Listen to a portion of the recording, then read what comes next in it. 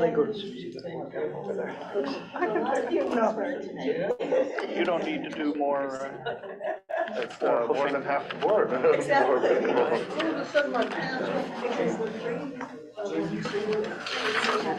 Okay. All right, we're calling the meeting to order. Thank you all for coming. It is a lovely May day. Any comments from observers? There are no comments. No comments. Anybody else in the room? You guys are all local talent. All right. Very good. Then we have our village clerk, Pramod Shah, here to swear in our newest member and our re-elected members. So, Pramod. Hi, thank you, Jim. You want me to start with new appointed member? Sure, Ella Whitehead.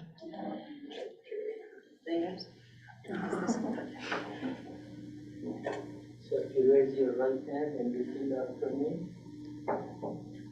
I state your name, please. I, Ella Whitehead, Having been appointed to the office of Skokie Library Trustee having been appointed to the office of Skokie Library Trustee in the village of Skokie, in the village of Skokie, in the county of Cook, in the county of Cook, do solemnly swear do solemnly swear that I will support the Constitution of the United States, that I will support the Constitution of the United States, the Constitution of the State of Illinois, the Constitution of the State of Illinois, and that I will faithfully discharge the duties of the office of Skokie Library Trustee that I will faithfully discharge the duties of the office of Skokie Library Trustee. Skokie Library Trustee. Congratulations. Thank you.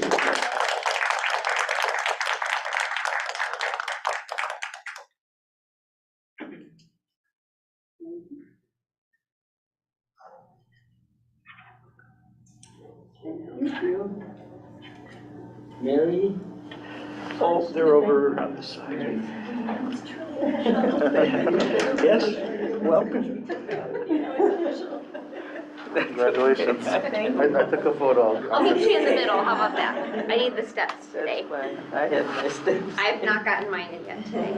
All right, so I, state your name. Mary Petruha, Having been elected to the office of having been elected to the office of Skokie Library Trustee Skokie Library Trustee in the village of Skokie, in the village of in Skokie, the county of Cook, in the county of Cook, do solemnly swear do solemnly swear that I will support the Constitution of the United States that I will support the Constitution of the United States and the Constitution of the State of Illinois, and the Constitution of the State of Illinois, and that I will faithfully discharge and that I will faithfully the discharge duties of the office of Skokie Library Trustee. the duties of the office of Skokie Library Trustee. Congratulations. Thank you so much.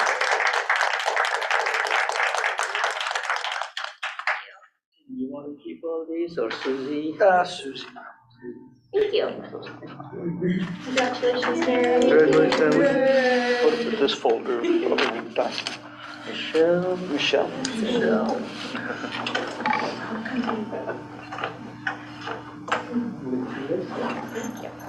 So I, state your name, Michelle Mallory, having been elected to having been elected to the office of Skokie Library Trustee the office of Skokie Library Trustee in the village of Skokie, in the village of in Skokie, the county of Cook, in the county of Cook, do solemnly swear do solemnly swear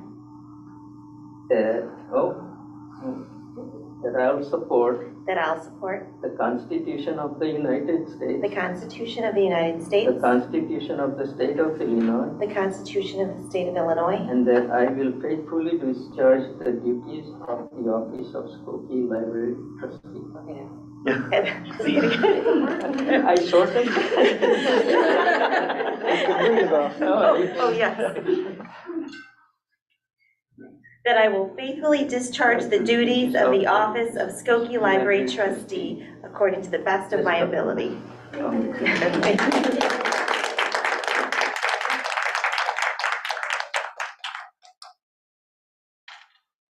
should have it memorized by now. I always want to say, state your name. That's what I would do. Congratulations. All right, Jen.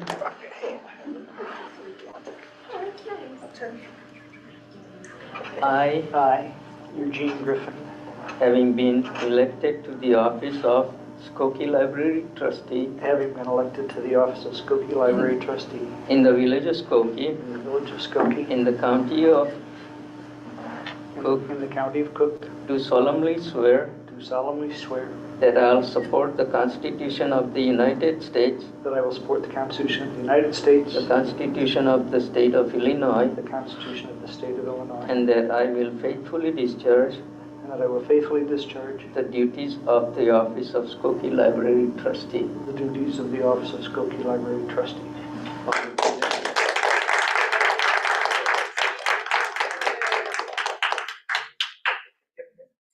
Oh, I have your certificate too.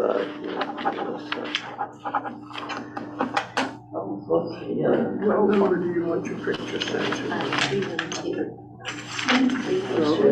Mary.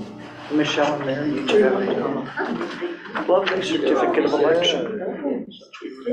Thank you. 339-317. Yes, ma'am. 2 years again.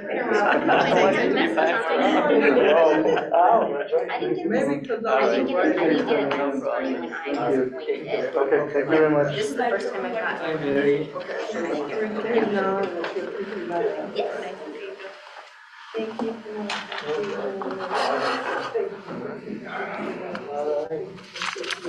All right, do we have, who we need here? You want to do the Is the directors? rep from Blue Point on, or? I thought I saw them. Yes, good evening. This is Jake McNutt. Yep, we have both Chief Baker and Jake McNutt. All right, I am going to take the agenda a little bit out of order, given we have two people on remotely regarding the Blue Point Rapid Emergent Response System proposal. And so thought we'd address that with them present, and then they can move and we'll go on to some of the internal stuff. So, Richard, do you want to? Yes, as I mentioned in my memo to the board, after our safety security incident a couple of months ago, we started looking at what else can we do to make sure that we act as quickly and respond as quickly as possible and effectively as possible if, God forbid, a shooting situation ever occurred in the library. We hope it never occurs. We'd like to think that it won't, but just to kind of think through what our options are to best be prepared. We looked into this Blue Point Rapid Emergency Response System. I'm not gonna do all the talking. I think you have all the information in front of you in the packet. Chief Baker is here from the Skokie Police Department. I know you're a busy man, so thank you for making time for us and sharing any thoughts that you have about the system. And then Jake McNutt is from Blue Point Alert Solutions to answer any questions about how the system works, any detailed kind of inquiries from the board about any specific stuff that you didn't feel was covered efficiently in the memo and the attached documents. So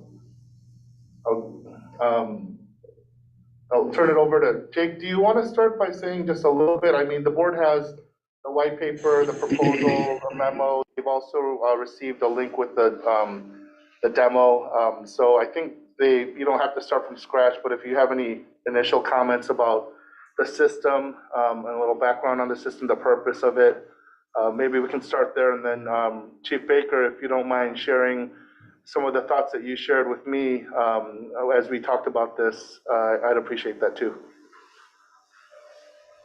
Yeah, great. Good evening, everyone. Thank you for the opportunity this evening.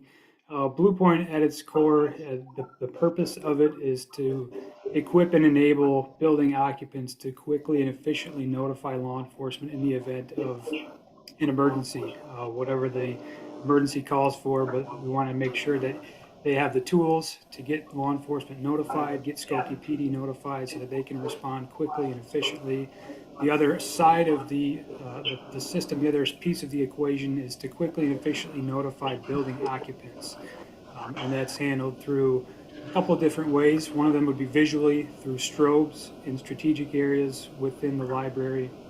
Those would just serve as a visual notification, as well as the automated text message, phone call, and email notifications that would go out And those are typically going out to library staff. That way they can have another means of notification. That will enable them to have further information as to the exact location of the particular device that was activated, links to a floor plan of the building, and then it also enables them to have further communication through SMS, texting, and or email. So at a very high level, it's a rapid emergency response system designed to quickly and efficiently notify law enforcement and building occupants in the event of an emergency.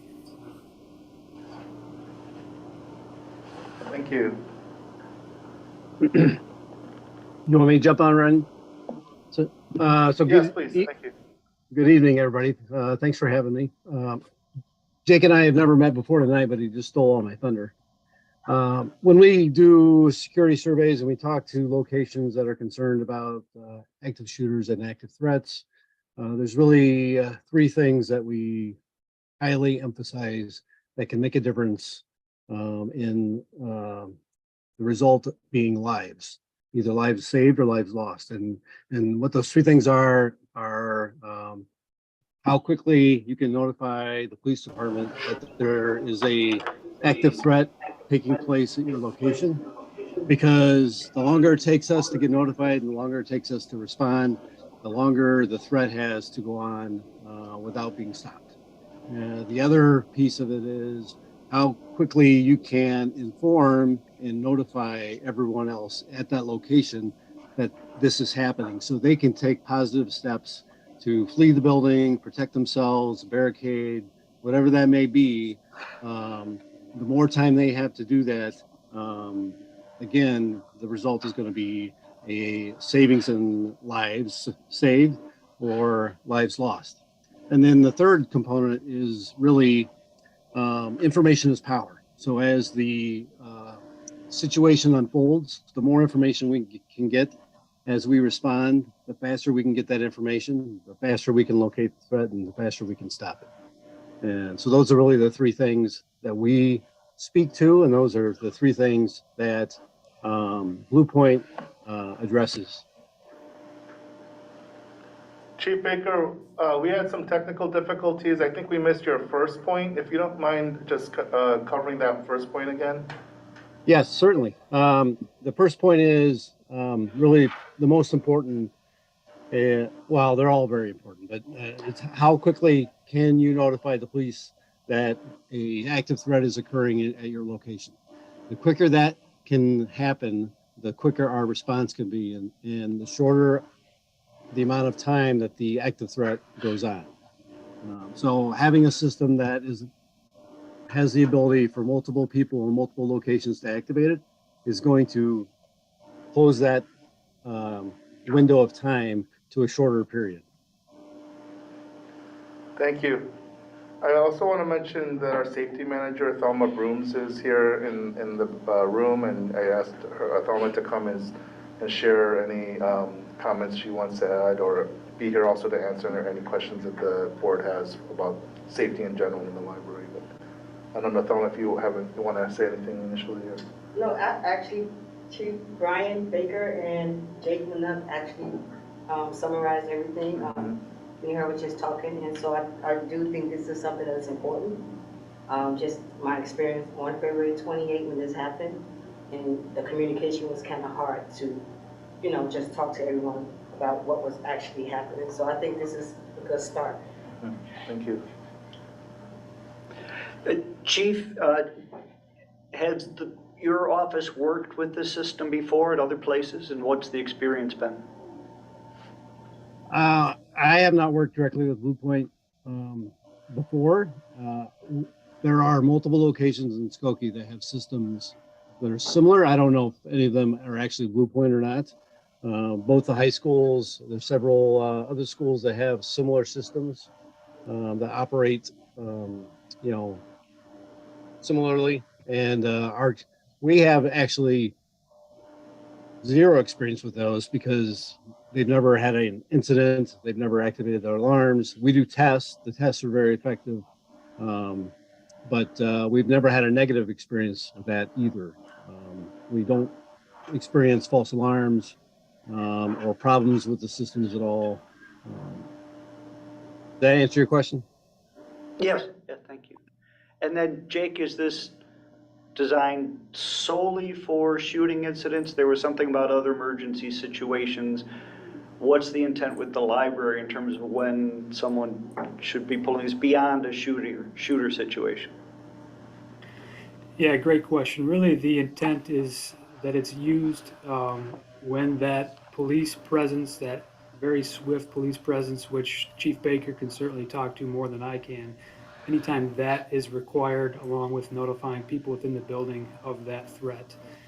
Another aspect that was included within the proposal are medical pull stations. And they're meant to be utilized when medical emergency services are required for a myriad of different reasons. Essentially, what that's going to do is notify the appropriate authorities within that realm of emergency medical services to respond to the building, simply knowing that there is a medical emergency. So essentially, that's going to call an ambulance, potentially a fire truck, an engine, based on their protocol.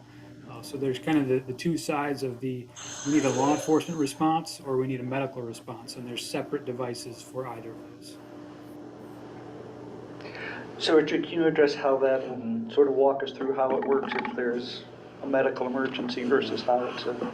So as you can see in your documents, the text documents, there are the ones that are labeled medical, they're green pull stations. So they would be located near each restroom area on each floor of the building. So that would be just three separate pull stations, and then the police response system would be initiated by pulling a blue police pull station. It says the word police on it. And Jake, when I was talking to Kevin as we were planning or kind of getting this proposal together, he indicated to me that this wouldn't be appropriate for, say, there's someone gets into a little fender bender in the parking lot. We don't pull this, we call 911 or we call the non-emergency number at the police department. This would be for really like the active shooter like scenarios where we want to immediately tell the police that a serious incident is happening at the library. Is that correct, my understanding of that? Absolutely, yeah. In no way does this replace 911. That is still an incredibly viable option for those scenarios that you mentioned. Even if that's someone's first instinct, if a serious threat is witnessed, 911 is absolutely still on the table for that. But Blue Point is more meant for that serious threat where that heavy police presence is requested and required at that time. And the message that is really programmed into the system to go out up to, say, all staff, whether they're in the building or not, by text messages, that's basically going to say there's a serious incident happening, perhaps even mentioning the words active shooter, right? Correct. The verbiage is actually, it's a weapons threat alert. Okay. And that is intentional. It may or may not be a firearm that the threat is using. There's certainly other types of weapons out there, unfortunately. So the phrase weapons threat is that verbiage when the notification goes out. Right. Thank you. Is the intention that staff are the ones to do the push station? Yes. Or is there an intention at some point to educate the public as well? How does that? That's a very good question, and that's something that we really thought about a lot. That was kind of maybe perhaps a central question, honestly, because as I was talking to Blue Point and Thelma, and I were both kind of talking with the Blue Point rep, they explained that, in a school setting, schools are already locked down these days, so people in the schools, Michelle obviously knows more about this than I do, there's an opportunity to perhaps train all the faculty, even the students on what these are and when to pull them. Because of the public nature of our building, I'm not sure that's actually something that I want to take the initial step of doing, but having them in strategic locations throughout the building where staff can easily get to it, because staff are present all around the building. So the idea is that if there is something happening, someone on the staff will know, and they will be near a pole station, or they will be, our safety staff, we have 2 safety members walking throughout the building at all times, and they will carry the pendant, the lanyard option, and they can initiate the system. Well, because our staff already have devices to communicate with each other, so Right. heaven forbid, worst horrific scenario, Right. if something happens on the second floor, Right. does somebody maybe, send a communication to somebody else on the I- first floor so people know somebody to pull Yeah. that pull station? I think the locations that we've selected are, the thought is that if a staff member is on the first, second, or third floor, they will be near a pull station and they can pull it. It would be faster to just go pull it and then, like on the way to running out of the building, rather than trying to vocera our safety staff and asking them to pull it, so that's why we have them scattered throughout the first, second, and third floor. An area that I wanted to talk about too is the parking lot. Like, I know this doesn't include anything in the parking lot, but you see stories in the news of where people spot suspicious activity before somebody's even entered the building. And when we talk about speediness of response, if you can spot a problem even before it's entered in the building, that notification to the police, even that, 10 seconds earlier could really mean lives saved. So, I know, is this service, does it ever do anything with exterior parking lots, or would that be something that's part of like a separate plan, or how does that work? Jake, has this ever been installed like at a school in a parking lot, or is that too kind of wide open for and inviting false alarms? Yeah, we've stayed away from the parking lot aspect or functionality, and pretty much for the reason you outlined, Richard, is it's far more unsupervised, even though you're talking about the public nature of the library and the patrons coming and going at all times, and the fact that something's out in the parking lot, probably not very supervised, if at all. It does open the door for those false alarms or malicious activations, and I won't speak for Chief Baker, but I'm sure those are not going to be very welcomed after 1 or 2 of those. So we've stayed away for that reason. So my thought would be to, I would kind of defer to you on your protocols, and how does your safety and security staff, how do they address the parking lot? Are there times where they're out on patrol? Do they walk the parking lot at any given point? And they'll have that mobile pendant device on them, but that's certainly it's a challenging area to address, regardless of the situation or the system being considered. I could comment on that as well. We don't have a remote police notification stations in town, but if any of you are familiar with the bike path that runs through Lincolnwood and through Skokie, Lincolnwood actually has those blue police notification stations on their end of the path. We monitor those because we dispatch for them. I don't remember the exact number, but it was like 2% of the notifications we get off those stations are actually for legitimate emergencies. The rest are false alarms or malicious intent. We have found through our experience that most people these days have a cell phone, and their first indication outside a setting like that is to call 911. That's great feedback. That statistic is really interesting, that only 2%. Wow. Yeah. Okay, that's great to know. Thelma, you were going to say something about parking lot? Yes, we do actually patrol the parking lot, so that is something that we do every 30 minutes to an hour. We are walking the parking lot and walking around the building outside, so, haven't done any. And you'll have your security would have a lanyard. So Richard or Yes. Jake, what other companies or institutions in Skokie may already be using this service? I don't believe any institutions or buildings in Skokie use them. Jake can correct me if I'm wrong about that, but there's another library, Gail Borden in Elgin, that is a very large library. Actually, I think they're actually a larger building than us. They recently installed it, And they took the same approach of putting it near staff accessible areas and not kind of generally in the public areas, so. Were you able to connect with people in Skokie schools to see what other systems they're utilizing? I know Chief Baker referenced that they I use did. other systems. I reached out to the school superintendents, and some of them replied back to me with some information about, most of them are using app-based notification alert systems, so one would have to like open up the app and push some buttons and push it out. And I asked actually Kevin at Blue Point about that and how that compares to the Blue Point system, and he mentioned that there are some real downsides to an app-based system.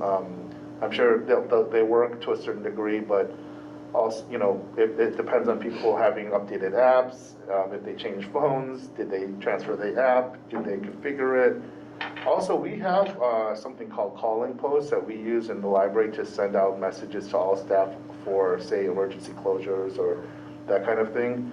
And it takes a while, you know, you have to open it up, you have to log in, you have to compose a message. We can like preload messages, but it still requires logging in, and it just is not as fast as literally someone just instantly pulling something and within 10 seconds having the police already know what the situation is. So I don't know, just Jake, if you want to say any more about kind of like the apps that other schools have used or that kind of competing products.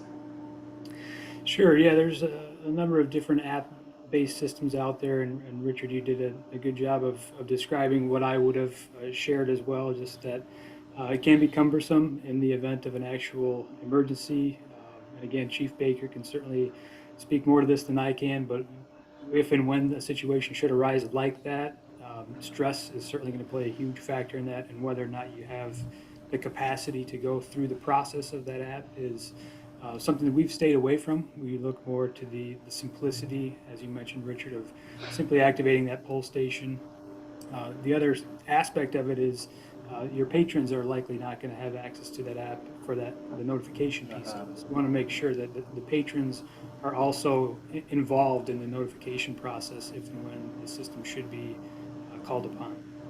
That's a great point. Yeah, I forgot to mention that the tying into our PA system and having the blue strobe lights on both exterior entrances of the building so that people who might be approaching the library are alerted that there's a situation and they should back away and not enter is something that to my knowledge, there's not an app that would be able to like tie into all that, you know.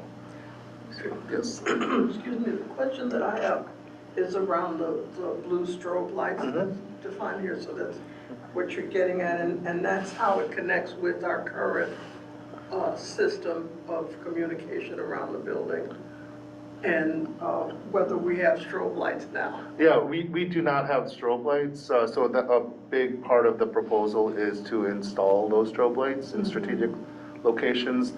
We do have a PA system that was modernized or upgraded, I should say, during the renovation project. And we would, our IT manager confirmed that we would just have to work with our PA company to make sure that that ties into Blue Point, but it should be able to, so. Michelle, you had a question? Yeah,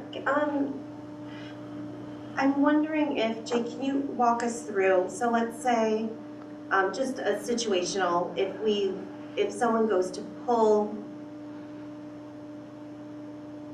go to the pull station and pull it, can you walk us through what will then happen in order? Yeah, great question. So it's kind of two different paths, and I'll talk first externally what will happen. So it is a monitored system. So there's a UL certified central station monitoring it at all times, ensuring that it is communicating and connecting properly.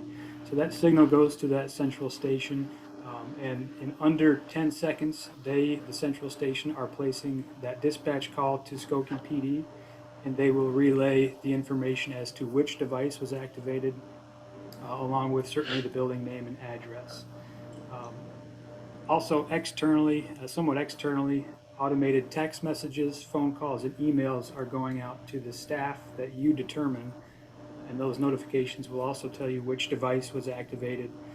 It will also include a link to a floor plan of the building that can be accessed by staff. And it also opens up the ability to have that communication through text messaging and or email.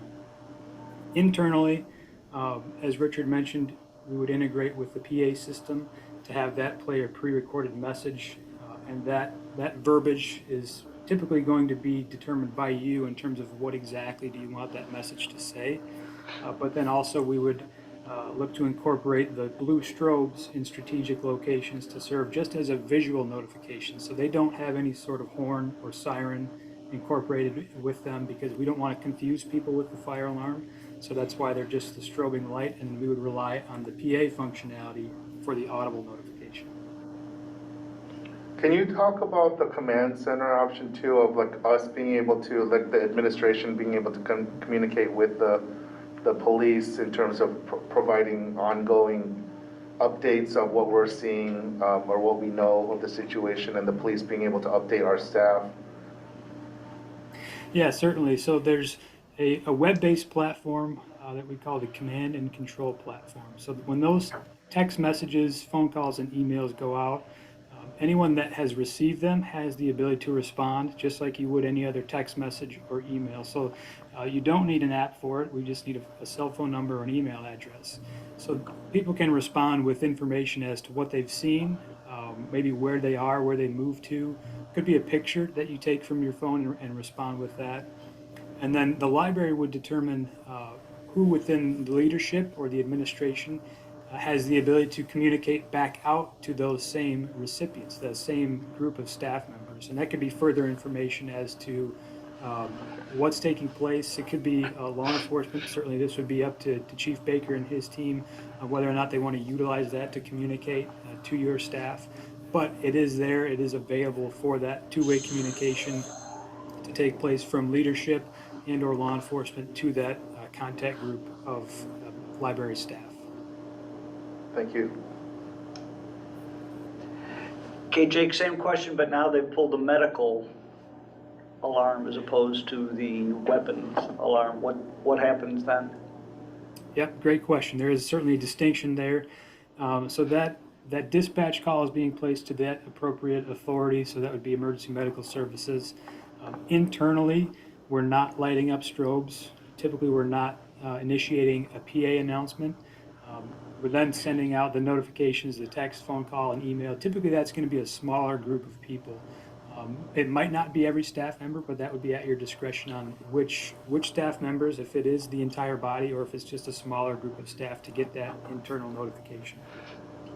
And the notification would say That would say medical Blue Point emergency. medical alert, and it would also tell you which device was activated, so you could then go to that appropriate location. Wait, what, I'm sorry, say that again, you lost me at, just that last part of, is there a, who does what? I guess, you finished up and I'm not understanding it. Sure, so an activation of the medical pull station, that will result in a dispatch call to the appropriate emergency medical services. Internally, it will result in a text message, phone call, and or email to a group that the library would determine. Typically, that would not be all staff. It certainly can be, but I would say typically that's going to be a smaller group of internal staff that will get that medical emergency notification. And it will tell you a Blue Point medical alert, and it will also tell you the description and the location of that device so that it can be responded to, and they can go to that particular location, whether that's first, second, third floor, wherever it may be. That did it, I missed that little part, thank you. You're welcome. Richard, I guess as a question just on the medical, how often are we actually calling? Like with what frequency are we calling 911, for example, for medical emergencies that take place here in the library? Good question. I don't actually have the exact number, but Thelma can help me with this too, I'm sure. It's not a, I mean, we do see it happen, Sure. People with shortness of breath, or they might be struggling, or they might have a fall, or, so Thelma, do you have an idea of like kind of rough estimate of how often that might happen? I would probably say maybe 3 times a month, maybe. I mean, as we doing, if we have to call medical, I mean, the first thing, if an incident happened, we would have that conversation first, and we would ask if there's any medical assistance if you need. Most of the time, they would say no. And so we'll make sure we document that also. But if we do need medical assistance, I would probably say maybe 3 times within a month. It just depends on what is happening, whether somebody can't breathe or a kid hurt themselves, we see blood. So it just depends, but I don't think, about 3 times. Do you see having the actual medical box as an advantage?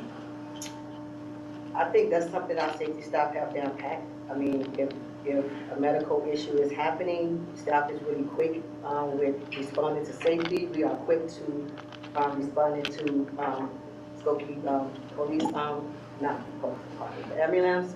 We also build a relationship with them, so we kind of know who they are. Engine number 16, they are very accurate coming in, you know their names. So that is something that we actually got down pat, and we have built that relationship with them. So, and it's going to be placed right by the AED defibrillator and fire extinguisher. So that is something that we are already familiar with on the first, second, and third floor. So we kind of know how that operates. So be good on that end. Thank you. I think one of the advantages to having it near the restrooms and especially near the cafe area is if someone's having like a choking incident or some kind of like medical situation while eating or whatever, like it's faster than getting to a staff member to call 911, or they might not have like the instinctual like kind of like presence of mind to call 911 themselves or whatever. It's just a simple option, you know. And there are only 3, one on each floor, so it's not a large number of pull stations that we're adding. So Again, though, are we concerned about people using it incorrectly? that, but that I don't see it as much of a concern as I do with initiating a SWAT team response for police weapons situations, like a medical response. If someone does pull it, I think that, you know, that's less kind of severe of a response, you know, that we would have to deal with. What if someone pulls it and it's a false alarm? What's the protocol for turning it off to prevent, like, the SWAT team from coming out, you know? How does that work? Jake, can you answer that? If someone accidentally pulls it and we know right away that it's a false alarm, what do we do? Great question. So part of the flow of communication that will take place, the central station, after they've notified law enforcement, so that's going to take place automatically. After they've done that, they're going to then go through a call list at the premise, which would be a predetermined list of people to contact. If they are getting hold of that list before you get a hold of them, they're going to say, hey, we've got this activation. Do you have additional information? There is the ability then to say it is a false alarm. There would be a unique verbal passcode to provide to ensure that it is actually a false alarm. They would then relay that to Skokie PD. Certainly, I would imagine Skokie PD will still have a response, likely not as heavy as an actual response, but I would imagine, Chief Baker, I would defer to you on your protocol, but I would imagine that there would still result in at least 1 or 2 squad cars responding to confirm that. But there is that small time window within there to get that notification, hey, it is a false alarm. We do have this confirmed. Internally, everything else will still flow with the strobes, the PA, and the notifications.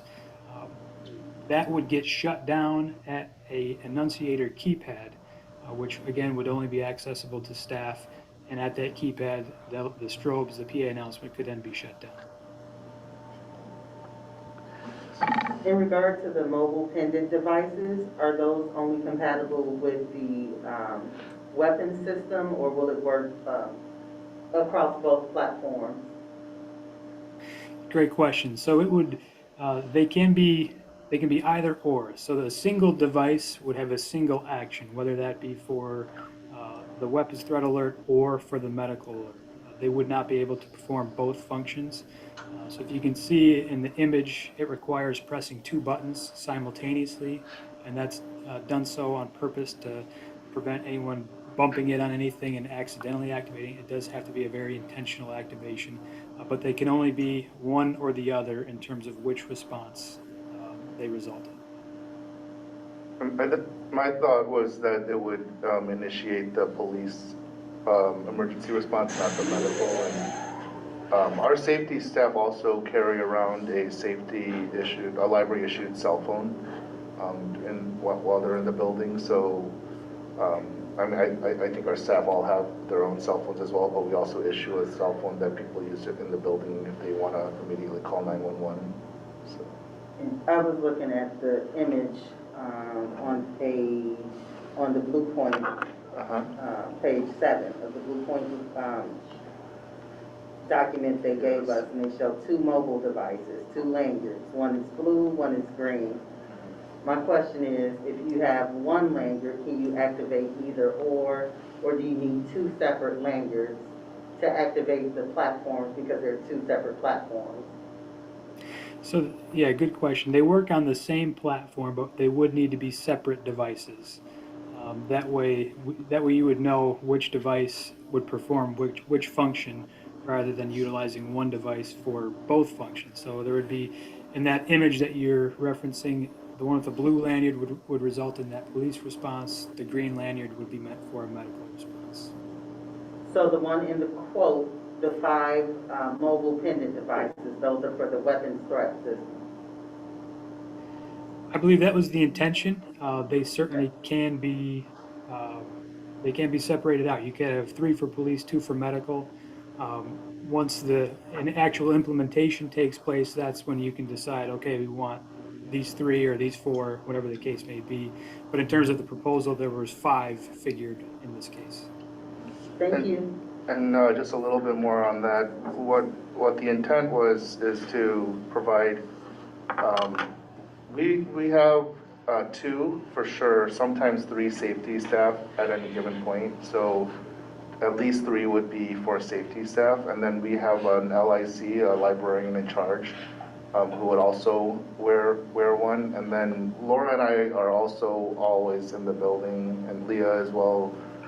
So someone in administration. That was my thought, that we would have like coverage through LIC, another administrator, and 3 safety staff. So. Chief Baker, I had a question again, just to clarify. So, we started talking about weapons. We started talking about shooters, and then we said actually any weapons. Are there any other scenarios you can see where you want to be notified under this emergency system? So, for example, 2 guys are punching each other, but there's no weapons. That we don't call you. We don't pull the tab then, correct? I'm just trying to be as specific as we can. No, I would agree. I would agree with that. I think it's most useful when used appropriately, which I think would be we use the term active threat. So if someone is going through the location and actively trying to injure people, that's an active threat, and that's when I think you should use it. If you have a fight between 2 individuals, I think we handle that normally. Okay. Other questions? I had questions just as far as the rollout. If and when this is something that we decide that we wanted to purchase for the library, what would be the plan for rollout for it? So we haven't discussed all the timelines because we wanted board approval first. But Jake, what is the typical installation rollout timeline in length in terms of how soon can we get it? Yeah, good question. Depending on the final approved scope of the installation, I would estimate anywhere between 1 and 3 weeks. Certainly the strobes would lengthen that out to that 3-week kind of time frame because those do require the cabling for power.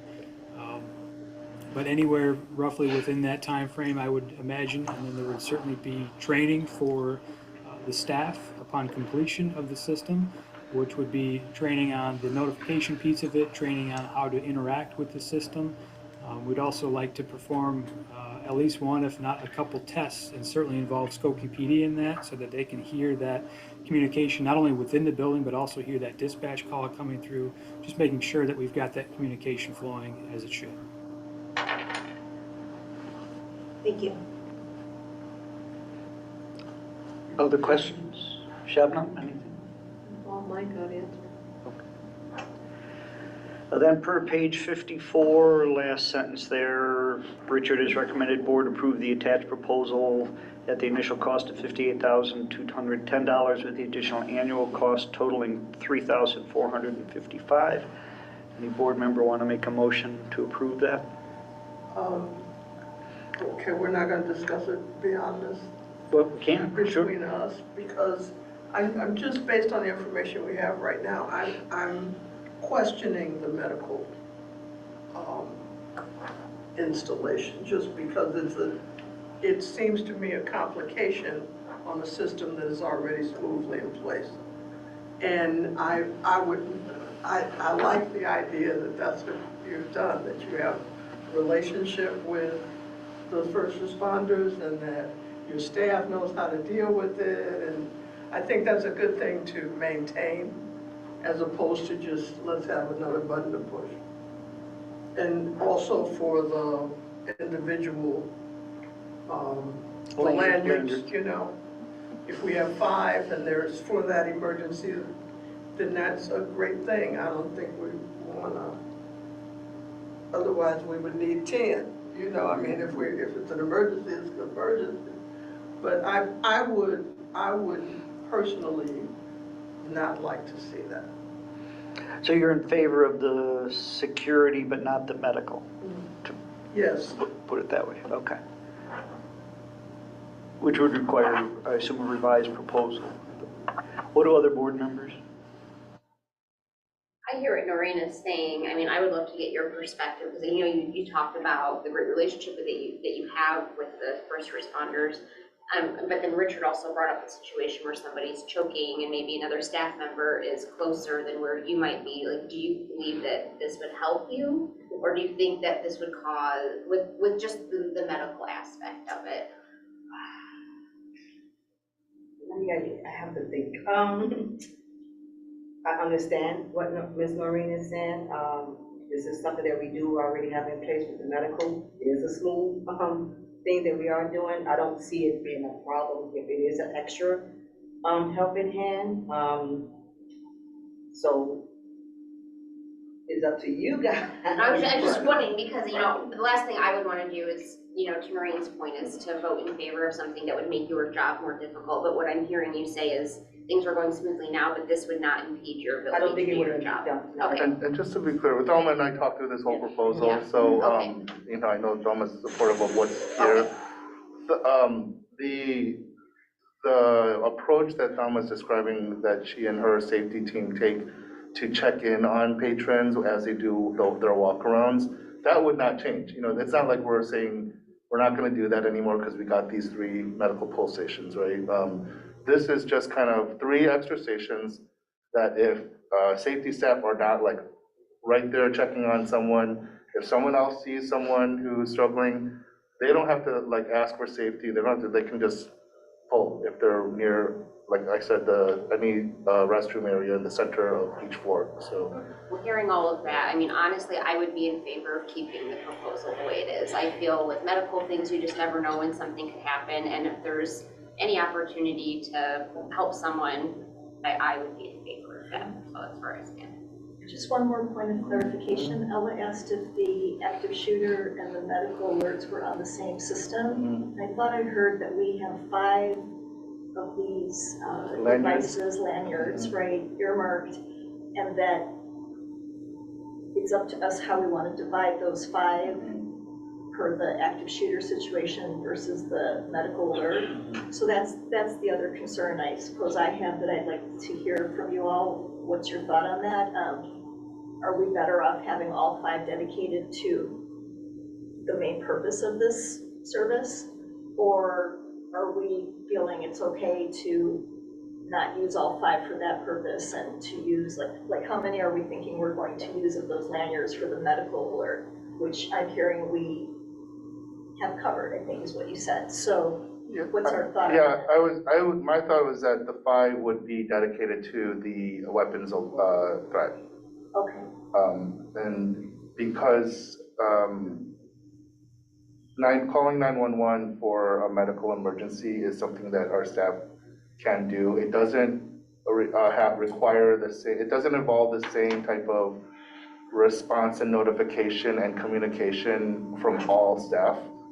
But I'd rather have the weapons threat covered with the lanyards and the pull stations so that when someone presses that, then immediately the message goes out to the police. It also goes out to all staff. Everyone's aware of the situation. With the medical, I mean, I'm not trying to diminish, like, obviously the seriousness of a medical situation, but that's involving one individual. Other people are not threatened by that person's medical situation. So it isn't the same kind of requirement in my mind of the notification, the communication, the back and forth, the command and control center. So. okay, good. Thank you for clarifying that. So then all 5 of these lanyards would continue to be dedicated for the unfortunate possibility of active shooter. That's what I had in mind. And then we're saying we would have green, is it right, green boxes that would be the medical alert. Right. We would have 1 on each floor. Right, so 1 near the cafe, 1 near the restrooms on the 2nd floor, in the center of the floor, and then 1 in the staff restroom in the 3rd floor. And what percentage of this budget for this service is attributed or is related to the medical alert as compared to the? Yeah, I mean, I don't know the answer to that because I wanted the 3 medical pull stations included, but Jake, do you have a way of telling us if we did pull if we remove the medical pull stations, what the proposal for the base system, how that would change?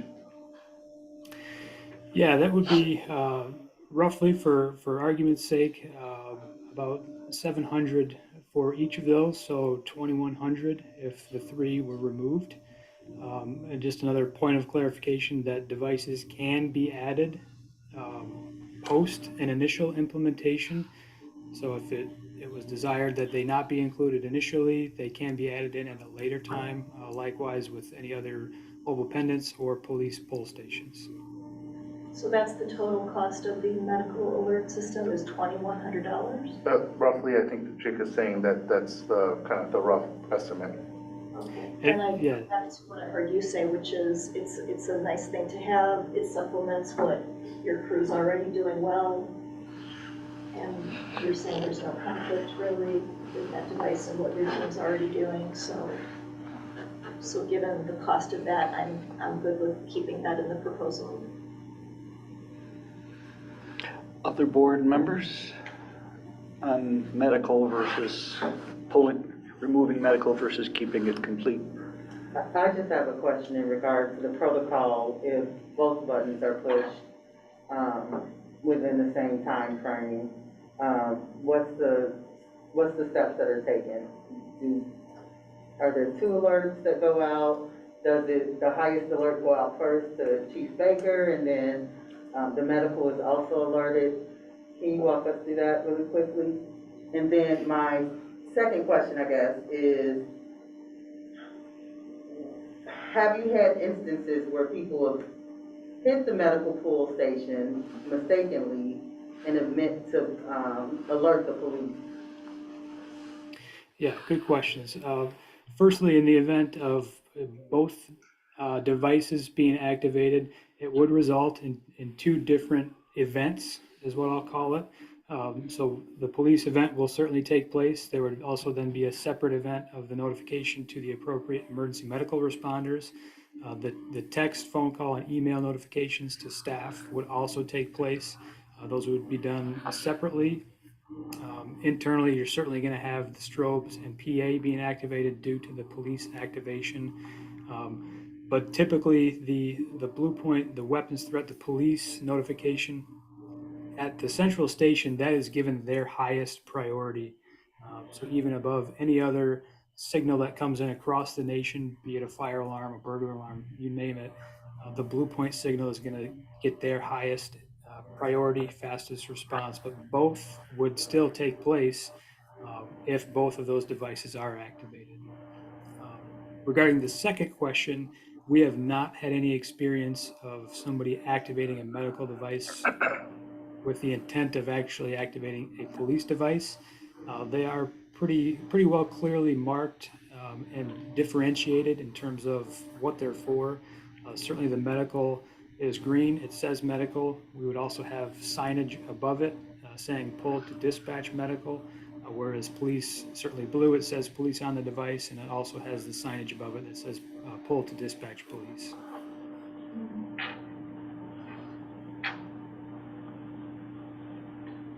Thank you. Other questions or comments?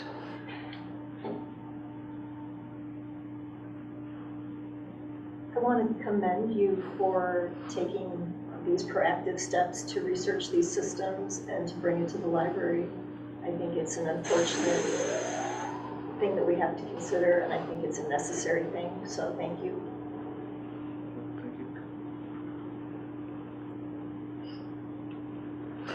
So does anybody want to make a motion to approve the full proposal at 58,2010 with annual cost of $34.55? So moved. Second? Second. So we have move and second. So we will, since it's spending, we'll go around and we vote individually for that. So for the motion at the bottom, page 54, Shabnam? Yes. Ella? Yes. Mira? Yes. Noreen? No. Mary? Yes. Michelle? Yes. And I'll vote yes as well, so the motion passes 6-1. Thank you, Thank you, Jake. gentlemen, Thank for- you, Chief Baker. Appreciate your help. You're welcome. Good night, everybody. Thank you all. Thank you. Thanks, Selma. Yeah, thank you, Thelma. You are welcome to stay. It's fascinating material. Why is everyone laughing? I don't know. Come on. This is Ella's first board meeting. Let's not do that. We're serious. It is fascinating material. All right. Thank you. But seriously, folks, all right. Enjoy your evening. Thank you. Thank you, Selma. Thank you. Thank you. All right. Colleen, we're good to keep going? Yeah. Okay. Let's go all the way back to start. Director's report, page 3. Do you want to do the approval of the minutes? Oh, yeah, all right, that's fine. We have several minutes to approve. Hang on. So we have regular and closed meetings from April 12th, and then the special meeting, which was the legislative meeting down in the rear Mary Rodmacher room, technically was a board meeting that we opened and closed. So we have all 3 sets to close. So let's do these in order. Let's take the regular minutes of April 12th. Any discussion or corrections about those minutes? If not, can I have a motion to approve? So motion. Anybody? Second. Second. All in favor, just say aye. Aye. Any opposed? All right, that passes 7-0. To the closed meeting of April 12th.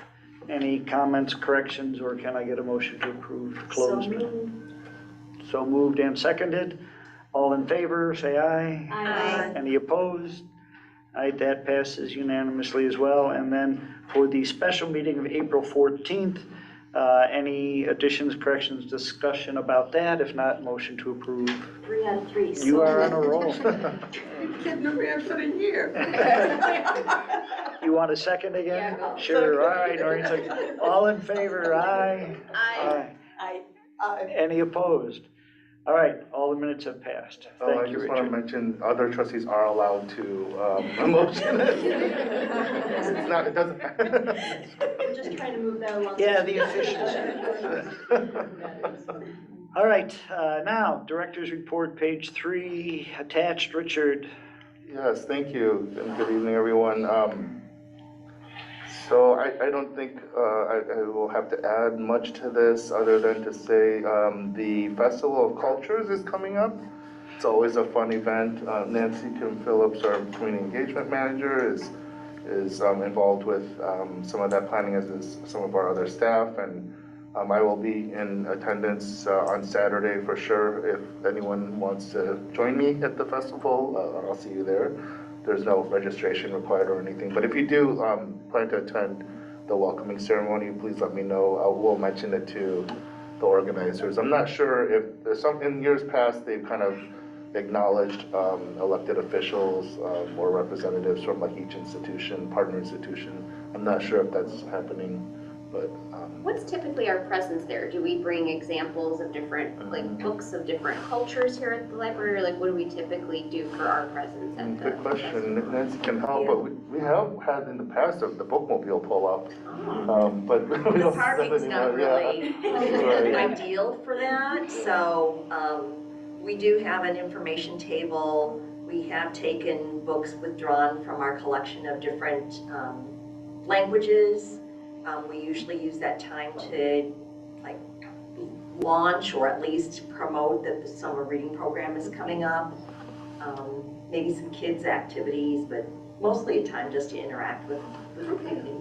And then it's also a great time for us to walk around and go to all the other booths, and we've met some people from the community that way.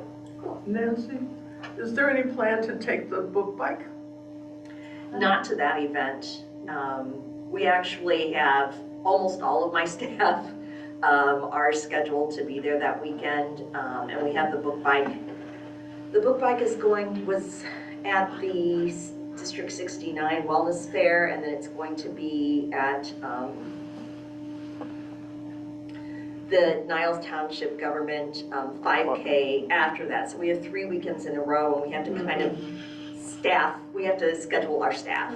Some ride on the book bike, some don't, some have CDLs, some don't, so, yeah. It was just the parking things took it. Right. Yes. It's like, oh, well, that would be a good thing. In the past, we've also had youth librarians do kind of children's activities, so we've mixed it up in the past. Cool. Hoping to swing by at some Yeah, point. yeah. Also, just the staff day is coming up this Friday. We've already discussed that, obviously, and so you know the plan generally for that, but if any board members are interested in attending, please let us know.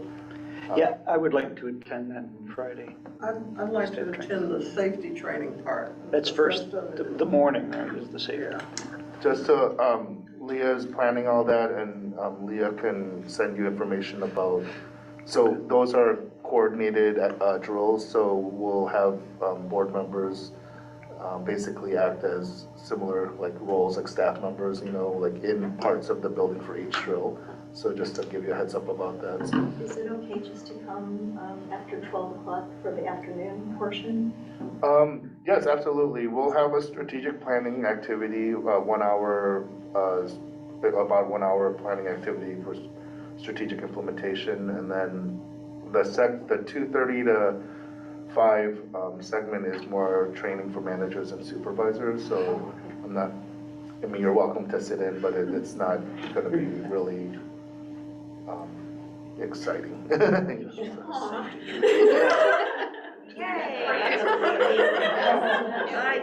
I mean, it will be thrilling. I forgot we have some managers, sorry? What time is the safety training again?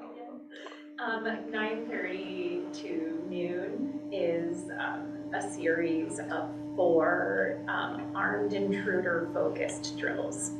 And even if you want to come for lunch, that would be fine too. I mean, we're ordering box lunches, I believe, right? Yes. So, I think that's all I really need to get into. So any other board members for Friday? Noreen and I will be there in the morning, you'll be there on the after lunch on-ish. Right, as soon as I can get there. Anybody else? No. Okay. We always extend the invite to board members. Yeah. Other questions for Richard?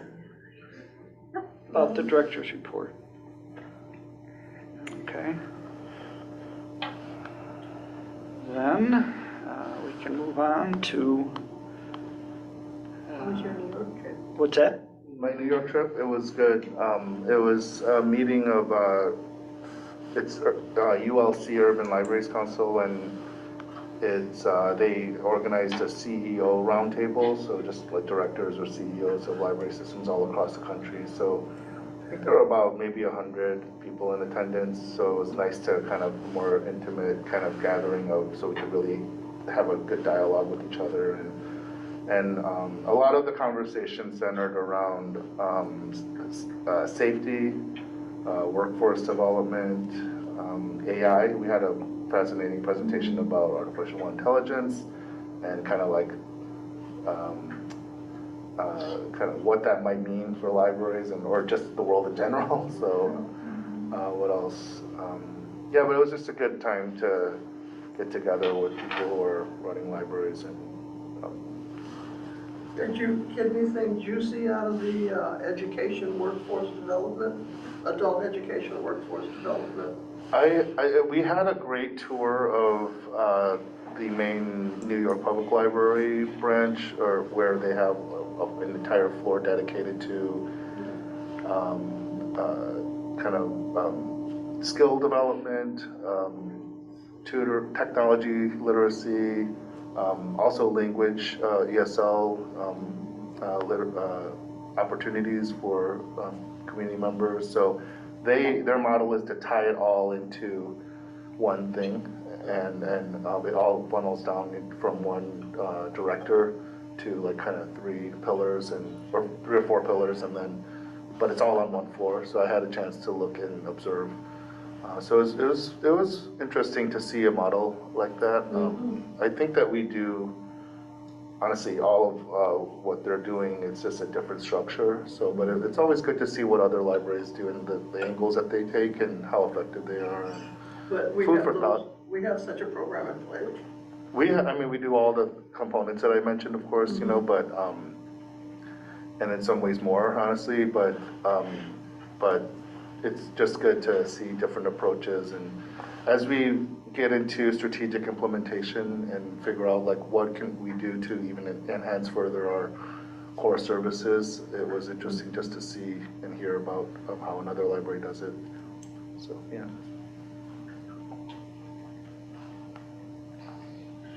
Other questions? Okay, then we'll move on to approval of the disbursement spending reports from pages 7 to 15 in your materials. Any questions, comments, observations?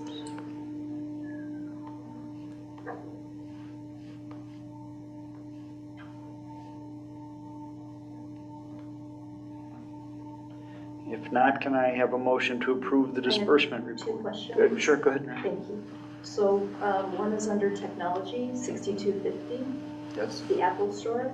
Just wondering if we're updating We updated basically our creative team, like our communications and multimedia department, multimedia engagement department, our graphic designers, our production specialists, our videographer, like photographer, like all that equipment was upgraded. It's been a while, so.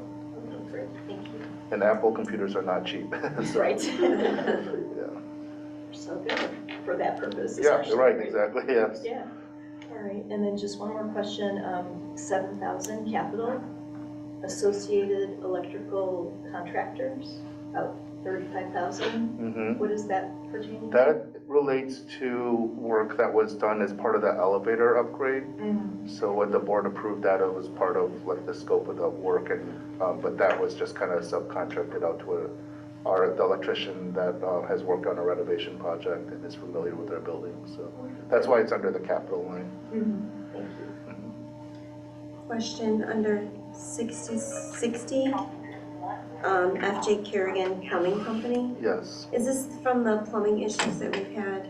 the multiple plumbing issues that we've had, yes. Okay. Most of it is from the plumbing issues. Some of it is actually part of the elevator project that we didn't realize we had to do some work related to plumbing related for that project. So that was tied into that. But the vast majority of that number is related to multiple instances where they had to come out, and a few of those were late hours, like overnight hours, so that it's like a premium charge for that work. So, and then you see below that Jensen's Plumbing. We have two plumbing companies that we work with because if you can't get a hold of one, you're not gonna wait around, so call the other one and whoever can get here faster, you know, is kind of the idea, so. I don't know, I mean, this is like the bane of our existence, honestly, the plumbing issues on the first floor, we've done everything that we can think of. We are down to possibly needing to remove paper towels from the first floor restrooms because for some reason, people just can't help putting paper towels down toilets. And it's just, I'm not sure I understand it, but we've done everything we can. The plumbers are at this point saying, you have to remove these paper towel dispensers and just put hand dryers, and I think that's what we might have to do. And I haven't gotten a proposal to do that. I don't know if it's gonna exceed my spending threshold, but if it does, you might see it next month, honestly, so. Okay. I mean, I just would hate to see the continuing of us closing down the library for that. Exactly, I mean, it's so Because of this, disruptive and it's a pain for our custodial staff, it's expensive, obviously, to repair. It's just an unfortunate thing that's happened. I just haven't seen it before this year in all my years here, so. One thing that we're looking into is like the capacity of the toilet, the flushing. I think because of code, as the renovated bathrooms have a lower capacity in terms of like the water that goes through, and that might also be contributing to the problem. But we're looking into possible alternatives to that. But I think at the end of the day, the best thing would be just to remove the paper towel option from those restrooms, unfortunately. Yeah. So I'll keep you updated. Yeah. I know you want to hear about toilets every month. So. It's important. It is important. Our skill set runs the gamut. Yes, it does. Yes. It is interesting though, because the paper towel dispense, I don't wanna like belabor it, but they're by the sinks. So what you're saying is people are washing their hands or whatever by the sinks and then walking back towards the toilet to flush the paper towels? You're saying the exact question that I posed. Just like I don't understand. Exactly, Okay. that's the problem, is it's not Like, an easily Where addressable the issue. problem was, yeah, that's what I'm trying to figure out, but yeah, Yeah. plus in terms of, I know we talk about sustainability a lot here, and I think paper towels are great, but in terms of sustainability, provided we get ones that aren't expending tons of electrical energy, it's more sustainable too, so I think that would be good to, we could solve a lot of problems by doing that. And keep in mind, when we got to the point where we were in renovating the first floor, we were like deep into COVID, and the concern was having, or the thought was that paper towels would be, less prone to safer. That makes sense. I remember because they were talking about air blowing and aerosols and all that stuff, so that makes sense. So, I mean, for me, I would just go with nothing and just have people like shake their hair, dry their hands, I don't know. But then the books get wet, Or just use your clothing, I guess, I don't know, But there's like those Dyson ones, for example, where you like put your hands in and then it's kind of in like a vortex, so I it's think not. I think there have been like papers written about how those might be the worst. Oh, Yeah. really? I don't know. I think for lasting it, because, Yeah, but we'll do our research and I'll update the board on We this. have an attendant with the towels. You know, I haven't, back in the I day. thought of that, Noreen, I thought of that. Reference and The towels, I mean, I like that idea, I like having a towel. It's getting very You sit costly. outside. Yeah, we need to talk about the salary line. All right, meanwhile, back at the ranch, any other questions about disbursement? Mhm. Sorry? The sympathy arrangement? Oh, is that under reception? What number is that? It's below the credit card transaction report. The Skokie Forest, is that what you're talking about? No, it just says plans purchase and sympathy arrangement for 8902. What page is that? 11. Oh, in the credit card. Sometimes we purchase flowers for if a family member of a library staff member passes away, or if a former library employee passes away, we might send, if we hear about it, we might send something to the service. Yeah, I wasn't sure who was it for, so should we, like, I don't know specifically what that one was for, but yeah. It might have been for, was that for Dorothy Rasmussen, Suzie? I don't That's my guess, yeah. We had a longtime employee who has not worked for the library for many decades and who passed away recently at an old age. And so just to honor her longtime service, we sent flowers, Other questions? Otherwise, motion to approve the full disbursement report. So moved. Are we in the general operating fund report, or is this, you're talking about everything? No, that's not, that's separate. That's not it. That's yeah, up there. This only goes up through page 15, and it's approving the disbursement. We don't need the specific dollar amounts, but then we have a motion to approve, so I just need a second. second? But since it's money, we'll still go about individually. So Shabnam, Yes. Ella, Yes. Mira, Yes. Michelle, Yes. Mary, Yes. Yes. Maureen, and me also. Passes unanimously. Thank you. All right, on to the analysis of general operating fund for the 7 fiscal years, starting on page 16. Richard, I don't think we need to vote on this. but No approval is necessary. This is just information provided to the board. Every May, we provide an analysis of the past 7 fiscal years in terms of how things look with our property taxes, our corporate replacement taxes, interest, other revenue sources, and then what we spent, what we believe we have spent in the past fiscal year.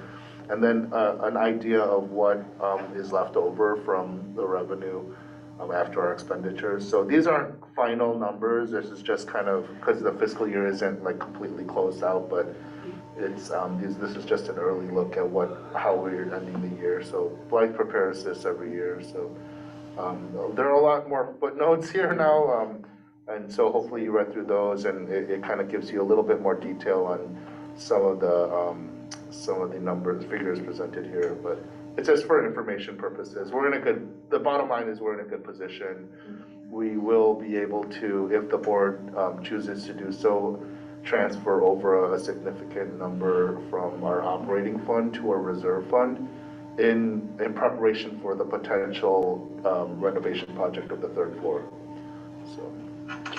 Blythe, anything you want to highlight about this? The interest rates are much better, number 7.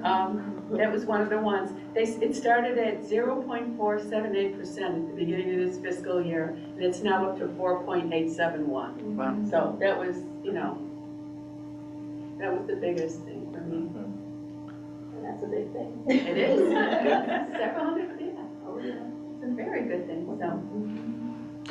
So questions or comments about the analysis? Well, can you remind us why there's such an increase in the per capita and other grants? Oh, 359, hold on, let me get to my spreadsheet. That's the ARPA grant, right? That's what? Isn't that the ARPA grant included in there? Yes, it is, Oh, thank right. you. It's the you're right, it's the 250 for the upper grant, yeah. Gotcha. That's why it's so much higher. It's a good thing. Yeah, that's a good thing too. So relatively good news, and we'll talk about what to move to reserve later. But this just gives you relative comparison over the years. It's really good to see, because remembering back to March 2020, and then, the stress of, are we going to be able to collect all the taxes or not, and to see that everything has worked out well. It's coming consistently. Yes.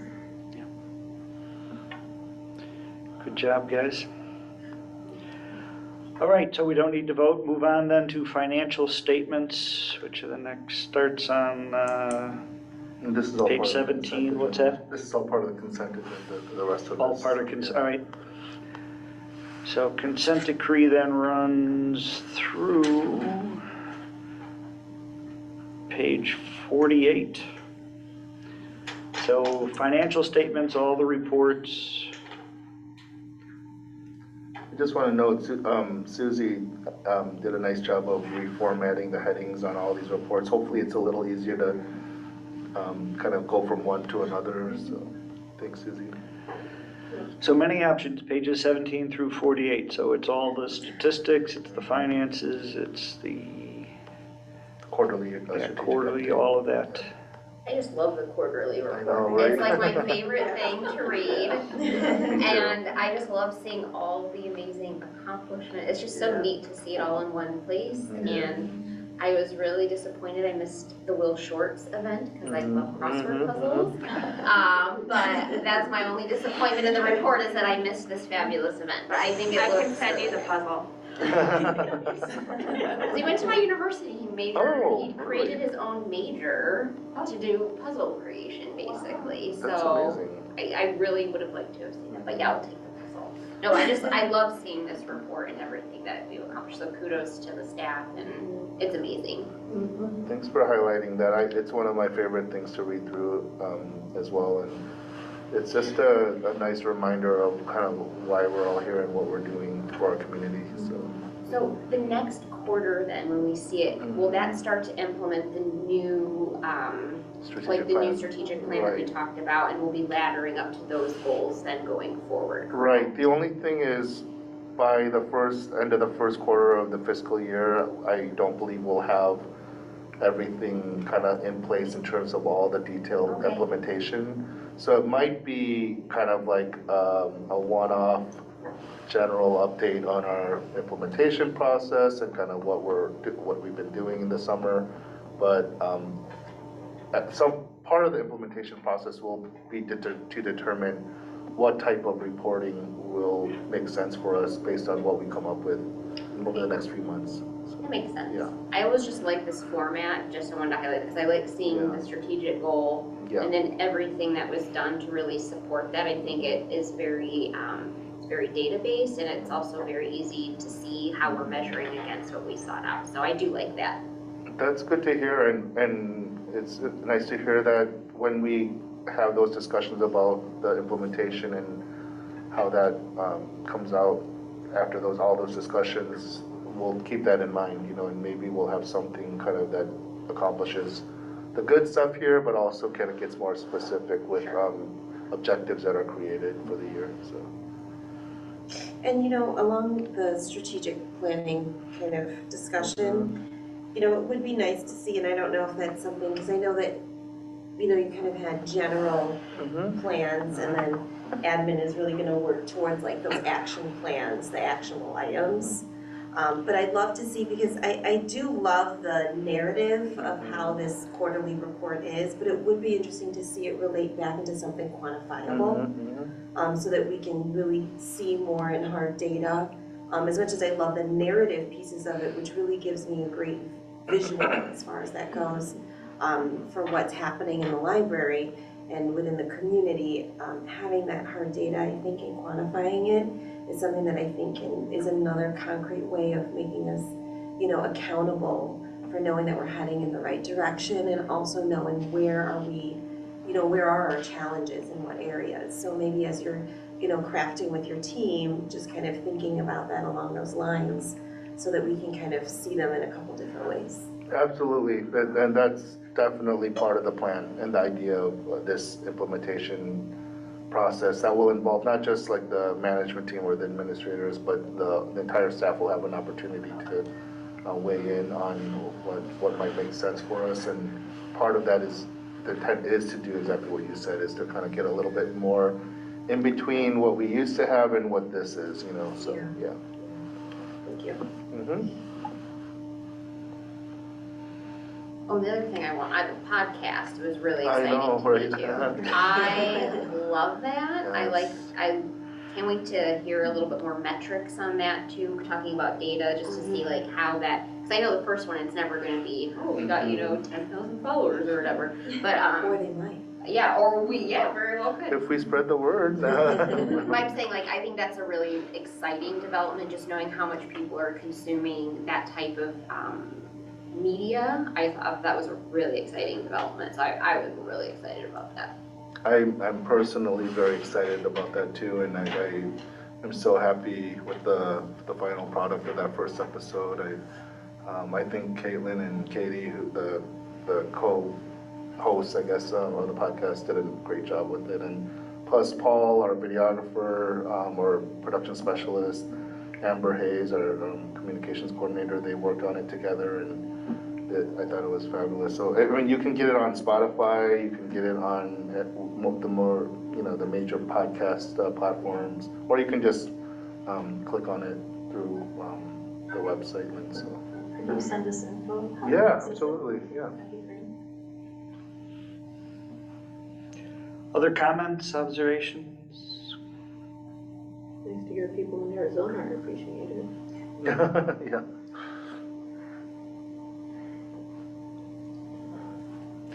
So, okay, we don't need to, do we approve a consent agenda just by voice Yes, vote? All right. we should have. So motion to approve consent agenda. So moved. Second? Second? All in favor? I, Any opposed? All right, that passes. Then let's move on to Biblioteca, which is a money question, which starts page 49. Laura? All right, this is my annual request. There you go. Please review the service contract for our biblioteca equipment. If you've ever checked a book out here, whether at the self-checks or at the desk, or if you've returned a book to us, you have used some of our biblioteca equipment, so you know how important it is that it always be working, so that we can easily and efficiently get the returns sorted and back on the shelf, and so that people can easily and efficiently check out. So back when we purchased all of this equipment in 2019, they gave us quotes for the 5 years of the service contract. This is year, oh shoot, I just lost it. I believe this is year 4. So it comes to $35,268.63. And this will enable us to keep everything in tip-top shape throughout the year. I welcome any questions, if anybody. Bless you. Excuse me, thank you. Great, so we've talked about this annually, so other questions, comments?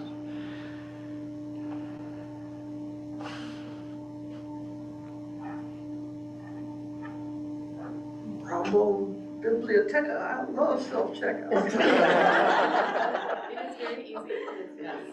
especially when I saw the social media post, I forgot what it used to be like when you used to check out books. I loved seeing that photo of the little pocket with the little, I got so nostalgic seeing that with the little stamp. I love that.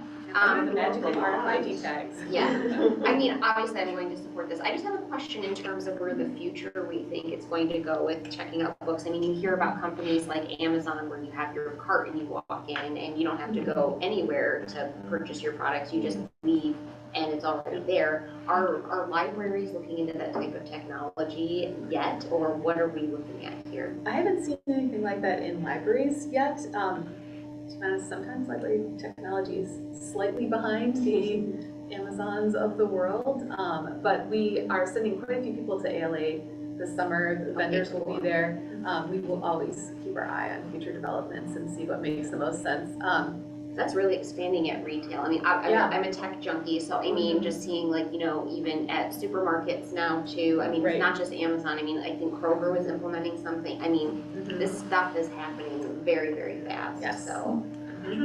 What we have right now, though, is really cranking. Oh, I love it. I'm not saying I don't want to, No, I mean, I use it all the time, and the turnaround time between when I checked out a book online and when it's available for me to pick up, there's not a lot of, I mean, if you could have if the book itself could have flown off the shelf and been over there, it wouldn't have happened that much quicker than it does right now. So you guys do a fantastic job. Yeah, our staff do a great job every day, every morning and evening preparing for those holds. And the holds are pre-checked out, so we're kind of there with that stuff, but.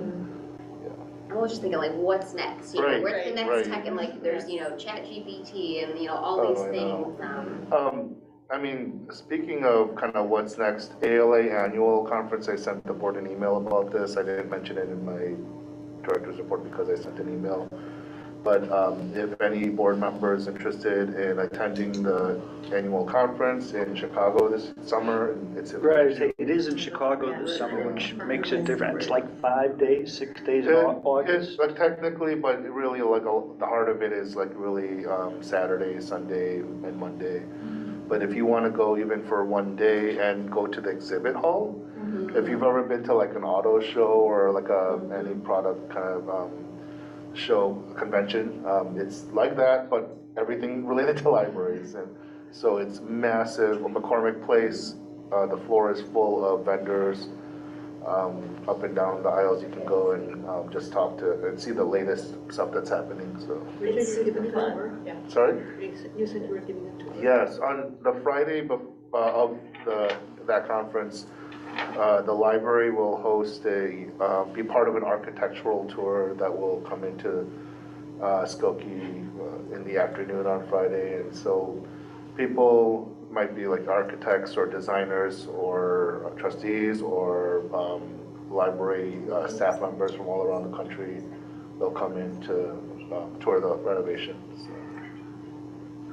It's interesting, while we were talking about AI and that whole emergence, I'm getting so many alerts. I've been getting so many alerts because everything comes up.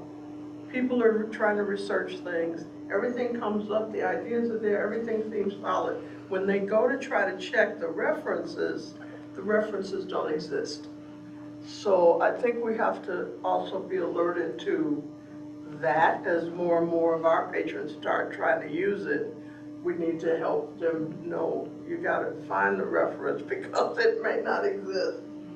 I know. There's an upcoming program too on this topic, so. Do you remember when it is? Yeah, August 2nd, I believe, that's the Tuesday. No, August 1st is a Tuesday. I don't know why I know that. So it will be in here, and so it's called Talking Tech, AI, large language models, and ChatGPT. And it's, I'll be here with our information research librarian, one of our information specialists, and one of our advisory specialists, talking about, how do we understand this topic. For those of you who remember what the Civic Lab looked like pre-pandemic, it's gonna have similar vibes to that. We're not there to educate or change people's minds, it's to help people understand, because the pace at which the information is being shared is overwhelming, which makes it psychologically interesting to hold on to one specific thing and stick there. So we're talking about how it's being used in the arts, fiction, in creating books, movies, implications for libraries, for jobs, just across the board. So hoping to spark curiosity and help people understand a little bit better something that can feel hard to understand. It's cool. So let you or Susie know about ALA. Yes. Yeah. You can And since it's weekend, you guys who work. I'm gonna be traveling, I think, for business that week. Anyway. I gotta check. Richard, I I would love to go. let you know which days we'll be going. I mean, I don't think it really matters. I mean, we can, people sometimes walk up to the conference and register for the exhibit halls, so, but the earlier, the better. We could try to get like a free ticket through a vendor or Rails or something, so. Yes. Great, thank you. Maybe someday. I really wanna go. It's fun. It's a lot of fun. If you haven't been to one, it's an experience, Yeah, given it's in Chicago, it just seems like. It's just mind-boggling how many, the business of libraries, and the commerce that's generated by public libraries or libraries in general. When I came onto the board, the head of the Library of Congress, she was one of the speakers. Brene Brown was a speaker. And for everybody here who obviously loves books, it's like, oh my gosh, it's better than a candy store. There's just books everywhere. Yes, yeah, they get some big name speakers, yeah. All right, we plug that. Meanwhile, I need a motion to approve the Biblioteca contract I did not mean to go off for course. I was just total like 10. cost of $35,268.63. Can I get a motion? So moved. Second? Second. And it's money, so we gotta do it individually. Shabnam? Yes. Ella? Yes. Mira? Yes. Michelle? Yes. Mary?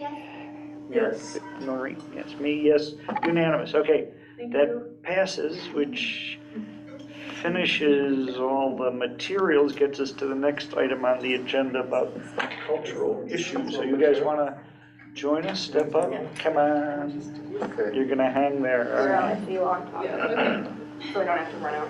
So Amy already spoke at the meeting, but if you don't know, Amy Kuster is our Learning Experiences Manager. She does a fantastic job with overseeing our programs, our learning spaces like the studio, the boom box. Also oversees our information services, staff and the computer commons and all of that. So a big part of our library. She's here to talk about cultural programming, our planning process for cultural programs. And then Nancy's also here. She's our community engagement manager. This is related to our community engagement work, so Nancy's here to kind of add to the discussion if there's something that comes up. Yeah, let me start by giving a little context, since I'm the one who kind of requested the topic. So some of it came up when we were running for election for the board. We were contacted by a Skokie group, cultural group, that said they're interested in being sort of more seen and in the library, in the collection and programming, et cetera. And they weren't quite sure how to do it. So that, and then I heard from other people about Black History Month, and then around Ramadan. And so it's ranged from how do we get seen to people who want to have input on what the library presents, and then people from the cultures who want to reply to how we, the library, have presented them. So that's the question. I didn't understand the process of who makes what decision.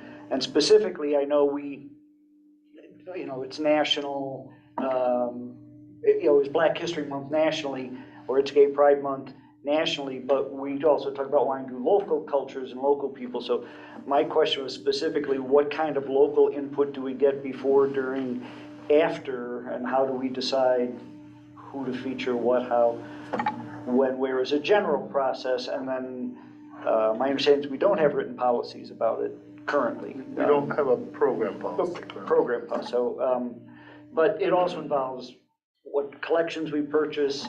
It also involves community outreach, since it's the community saying, how do we get seen more, et cetera, et cetera. So it's complicated process. I didn't have good answers. So hence, I asked if we could start a discussion and board members can join in, because they've had different viewpoints as well. Is that a fair absolutely framing? So you want to start, Amy? You want to? Sounds good. Well, thank you so much for having me here. The last time I was scheduled to come to the board meeting was April 2020, so that didn't happen.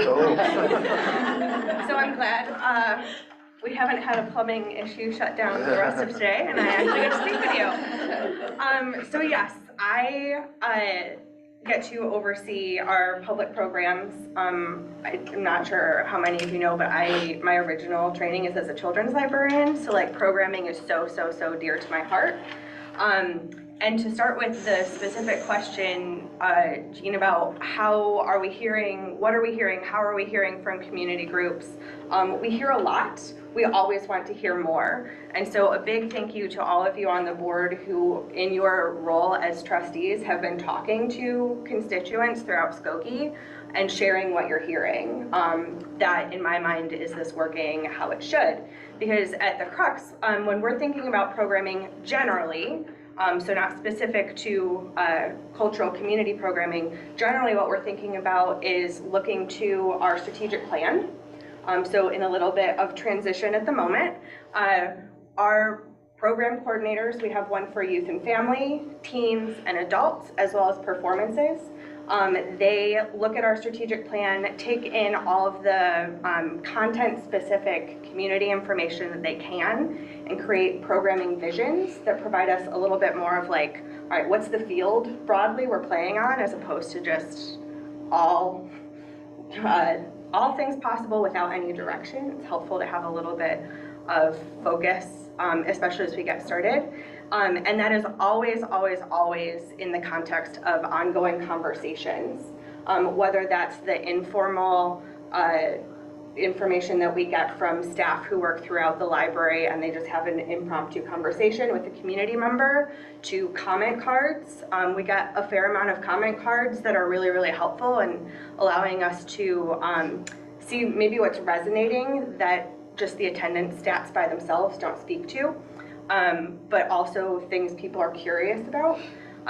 We've had community conversations, including some specific affinity, ethnic affinity conversations, which is a practice that Nancy and I have been talking about how we expand that to make sure that we're regularly getting community feedback, in particular from groups, demographic groups, cultural, ethnic, older adults in Skokie, to understand what are the things on their mind and what that might mean for public programming.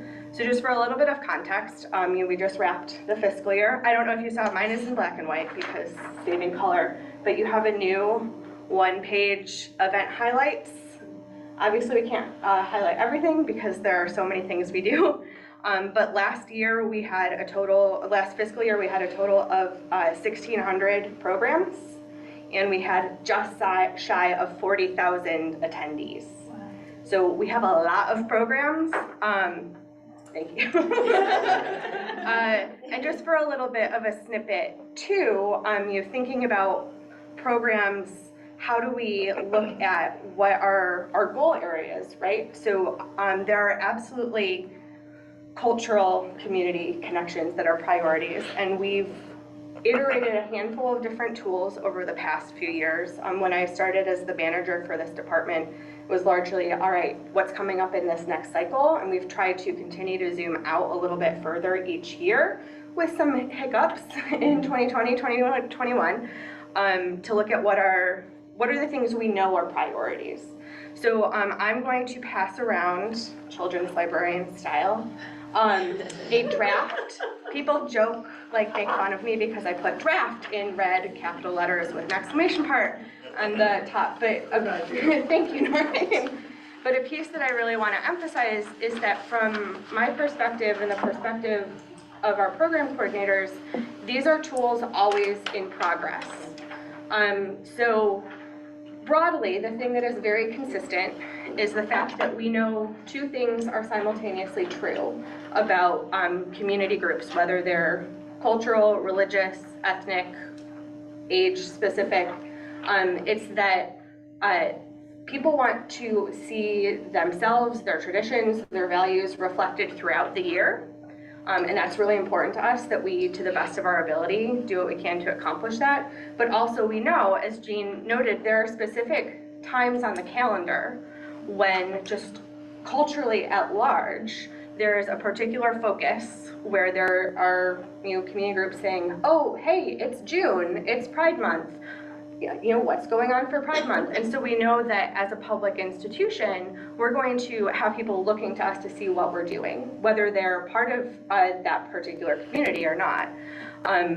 So one of the things that this tool is meant to do is demonstrate, like, these are community groups that are important to be represented and part of our creation process year-round. We want to be having conversations year-round, having things that speak to their needs, wants, interests year-round, and there are particular times of year when we need to make sure that we're at the very least being as direct as possible about what the options are. And when I say that this is a tool in progress, what I mean is we're always listening for what other needs, wants, interests we're hearing from community members. So the version that you have is different from the one I have, where I hadn't made draft in red yet, that has Nancy having given me the note, having heard from community members that, oh, April is Sick Awareness Month.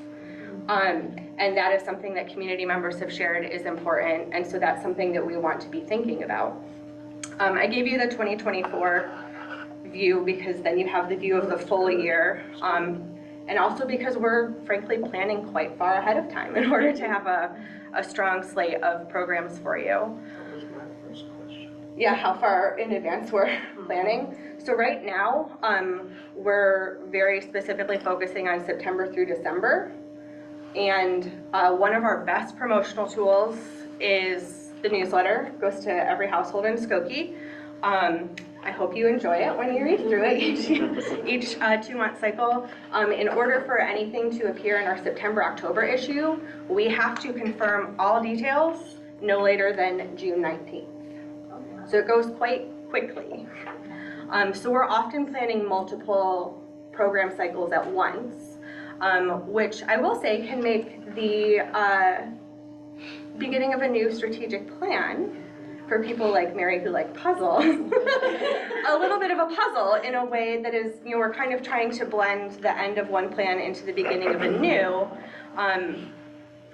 Even though some of our guidepost documents are shifting, that doesn't mean that community groups are shifting on a dime, from one day to the next. And so some of the particular focus areas, folks we want to have ongoing communications with, program areas that we really want to continue to prioritize and highlight, those stay, a smoother trajectory with kind of thinking of waves, things kind of rolling in, seeing how things are going, what we're hearing from community members. But so I can speak to a lot of the cultural community groups, and that's in addition to priorities for things like early literacy. So coming up May and June, well, we're in May now. When I was doing the stats, we weren't there yet. May and June, we had planned 293 programs already. We're still adding some more. And of those, 20% are early literacy programs. For comparison, looking at programs that connect to particular community groups who we know have, we've been in conversations with to make sure that we're delivering on their needs, whether that's Hispanic community members, Black community members, immigrant community members, older adults, Muslim community members. Right now is Jewish American Heritage Month. So 25% of our programming in May, June has a specific connection to something we've heard from community members in a cultural or demographic community within Skokie. That doesn't always get, that's not always the most evident piece, especially when you look at just how many programs we have in our calendar. There's a lot, and it's hard to point out every aspect of every program, but it is very much something we're always having conversations about. I know my team works very closely with Nancy and her team for the conversations that they're having day in, day out. I can't wait for the report back after the Festival of Cultures and those conversations that they've had. Because one of the things we've also tried to do, in particular over the last 2 years, it has a little bit of a let's celebrate everything we have in Skokie and the rich resources in our community. There's also an aspect of thinking about how to support entrepreneurs to it. When possible, we're really trying to work with local presenters, in particular for newer programs that we're developing. I'm sure all of you are aware from all of the types of work you've done, it can take some time to develop those relationships.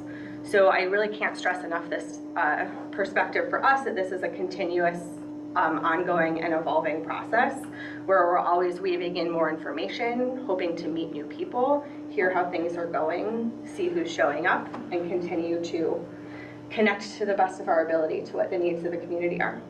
Can I come back to, I don't want to interrupt your flow. Nope, good, you're good. If you were going to go on. Way low. But I so agree with you that the newsletter is it. This is it goes to everybody sees it.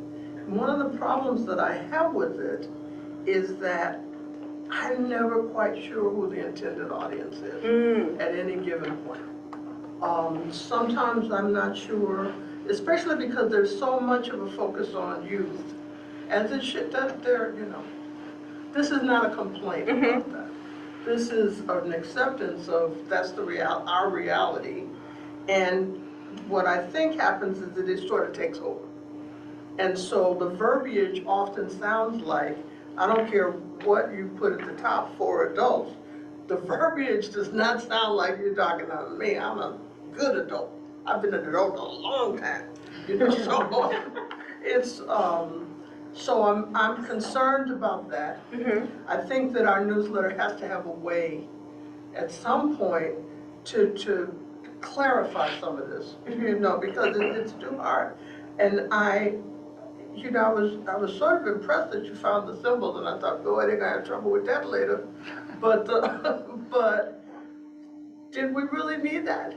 What we really needed was more clarity in the content, and then you're not asking me as a reader to start looking for these symbols, I don't wanna look for the symbols. I wanna get to the page and be able to know what I'm seeing.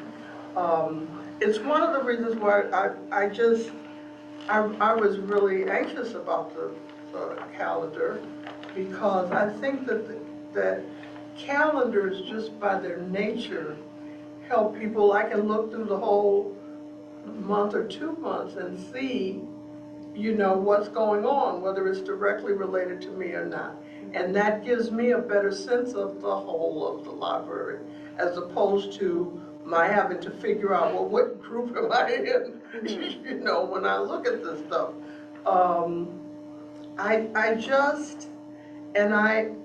The other thing I thought this out because I want you to hear my thinking about it. And the other thing that I'm really concerned with is that as we continue reaching out to people whose first language is not English, that we do it in a way that isn't a deficit model. The fact that they don't have English is not a deficit in the sense of who they are as a library patron. So I'm really anxious to start seeing us use these languages more. And even if all I see is that it's in print, we're giving someone who may not have the strongest English a whole newsletter full of English. Surely we can give the English speakers a message in some other language, and get our English speakers to start questioning, well, what does that mean? Or how's that? They had that upside down, I remember the first time studying Spanish, and they put the punctuation marks upside down. I'm like, that's interesting, so I think that there's a richness to this difference that we're not honoring. People feel a part of something that honors who they are, not what they don't have. So that's my thing on the news. And that, truly thank you, because that you speak to a lot of pieces of conversations that I'm having on a regular basis with Jane, who's the department head for our communications multimedia engagement. One of the things we've been trying to explore more and with more consistency, in particular with how we're able to have events online and then able to print some of the flyers for them, is having in languages that are more representative of who the most likely intended audience is.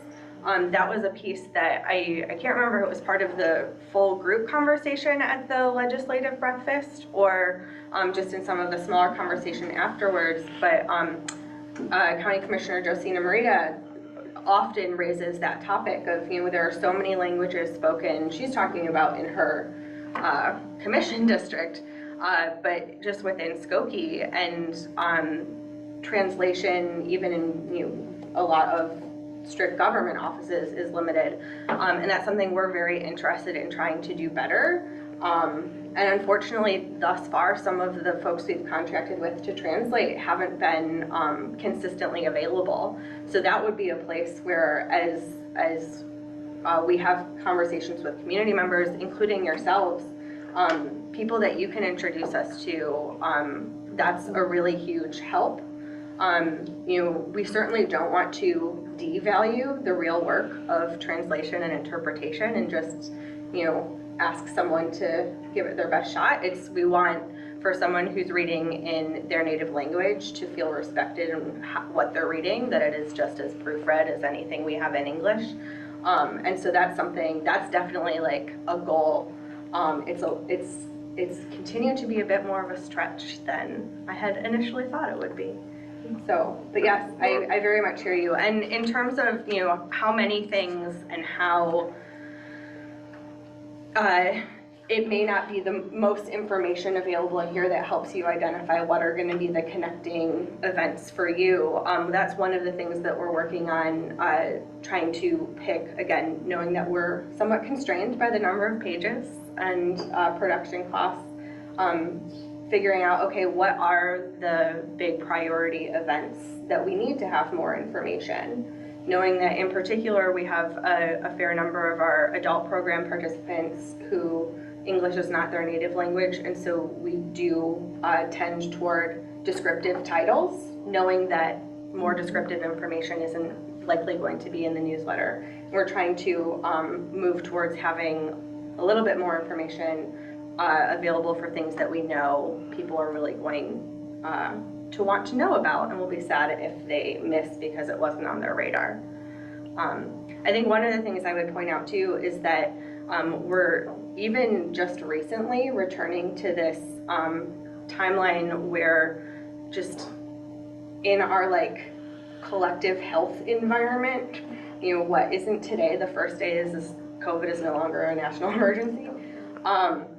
Where it's been a long time where the realities of how we would do programs with the public weren't changing so frequently that we needed to plan a lot more things later, and so they couldn't appear in the newsletter.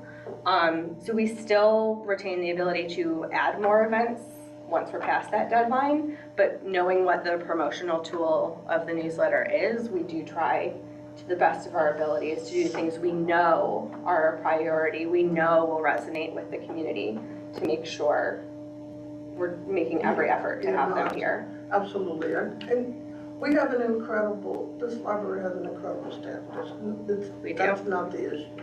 But for me, you know, when I say this stuff, it's the context and the content that we're talking about, and attitudinal approaches. And I just wanted to bring some to you. Thank you. So, okay, so the last couple of months we had Black History Month in there, we had Ramadan in there. Both were opportunities, in my mind, to present the community with some history. You know, the history isn't there, people don't know. And so it's not so much an activity as it is all of these resources that are the library that teach about others, you know, but are not, you have to know they're there. May I have your attention, please? May I have your attention, please? The library will be closing in 30 minutes at 9 p.m. The public computers will automatically shut down at 8:45. Please save your work now. See, I want that in another Studio closes at language. 8:45. If you have items that you wish to borrow, please check them out at this time. Thank you. So the thing was, so we had that month, and that month came in and went on its way. And then we get to May and June, and the heading is Celebrating Our Community. Okay, now, celebrating our community, of course, but didn't we celebrate our community the last 2 months? Are we gonna be celebrating our community the next 2 months when when the focus is in different places? This threw me. It sort of threw me. I'm like, wait a second. We're always celebrating our community. Why is this lead? You know, because sensitivities and triggers are weird things, right? They are. And this was a trigger for me. Okay. Just as an African-American person, don't come off my month and tell me now we're celebrating our community. You know, it got me. It was a trigger. And I know it was not meant as a trigger. I mean, I know this. But because who would have thought that? But it is, and that's our dilemma, is trying to figure out, okay, where are all of these people coming from, you know, and make sure that we're not triggering anybody. Yeah. And that's, you know, then the last thing, and then I will shut up because there are more people in this room, the last thing for me is, why aren't the YouTube programming part of the calendar? Or that's not what, I just want, in my mind, I should be able to see that in the calendar as well. So thinking about, for instance, the Rise and Shine Storytime videos or Steam Engines videos. And then we gotta get some adult YouTube stuff going on, but it should just, all of our programming should be on that calendar, and that would help people see it more as a story of the library during this period of time. That's Yeah.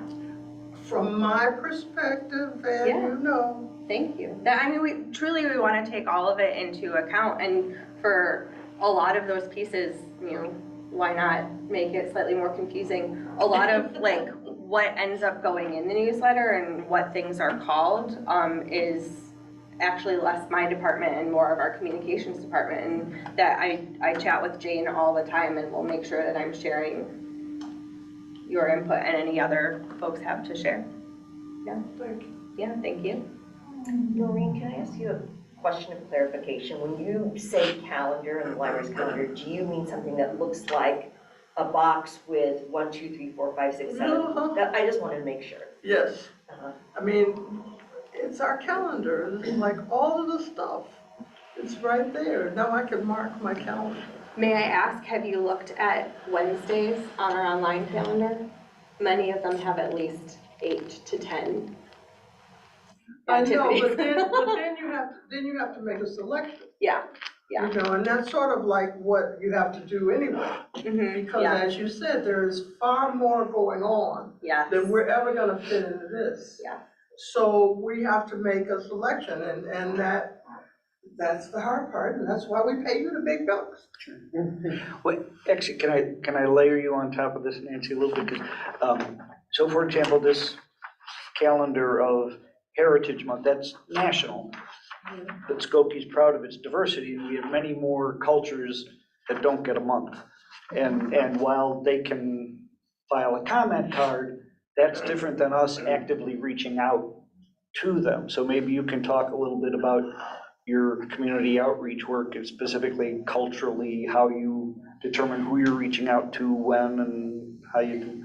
If I could figure out a way to reach out to everyone, I know it's an ongoing thing, and sometimes it is, having a contact here that will introduce us to someone else. So one thing that we just started last week, was based on a conversation that we had with our community conversations last year for strategic planning, and we specifically said we wanted to try to reach a community that, of people that may not be fluent in English. And as that evolved, we realized that one of our youth services staff, who is, I think, Ethiopian, has kind of developed a network of families coming through youth services. And so with our staff, she helped us pull together a community conversation that was just, I wasn't there, but I guess it was just delightful and very, we learned a lot about how families are together there, and how the children were there with their parents, and how they were allowed to share their ideas, and that the parents were just so proud of them.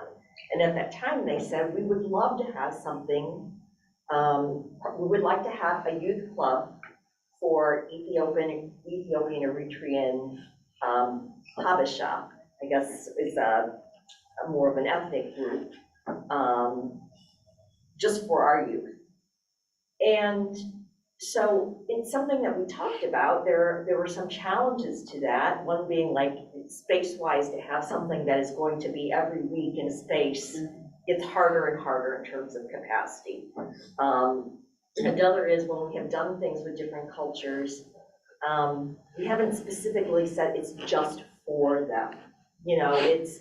It may be something that's a bilingual story time, but anybody can come. Now, maybe there's a primary audience. We've had some identity kind of affinity group discussions, and You know, if somebody walks in the door and they don't represent that identity, we don't say it's not for you. So just this week, this is a long story to say, we're piloting something new.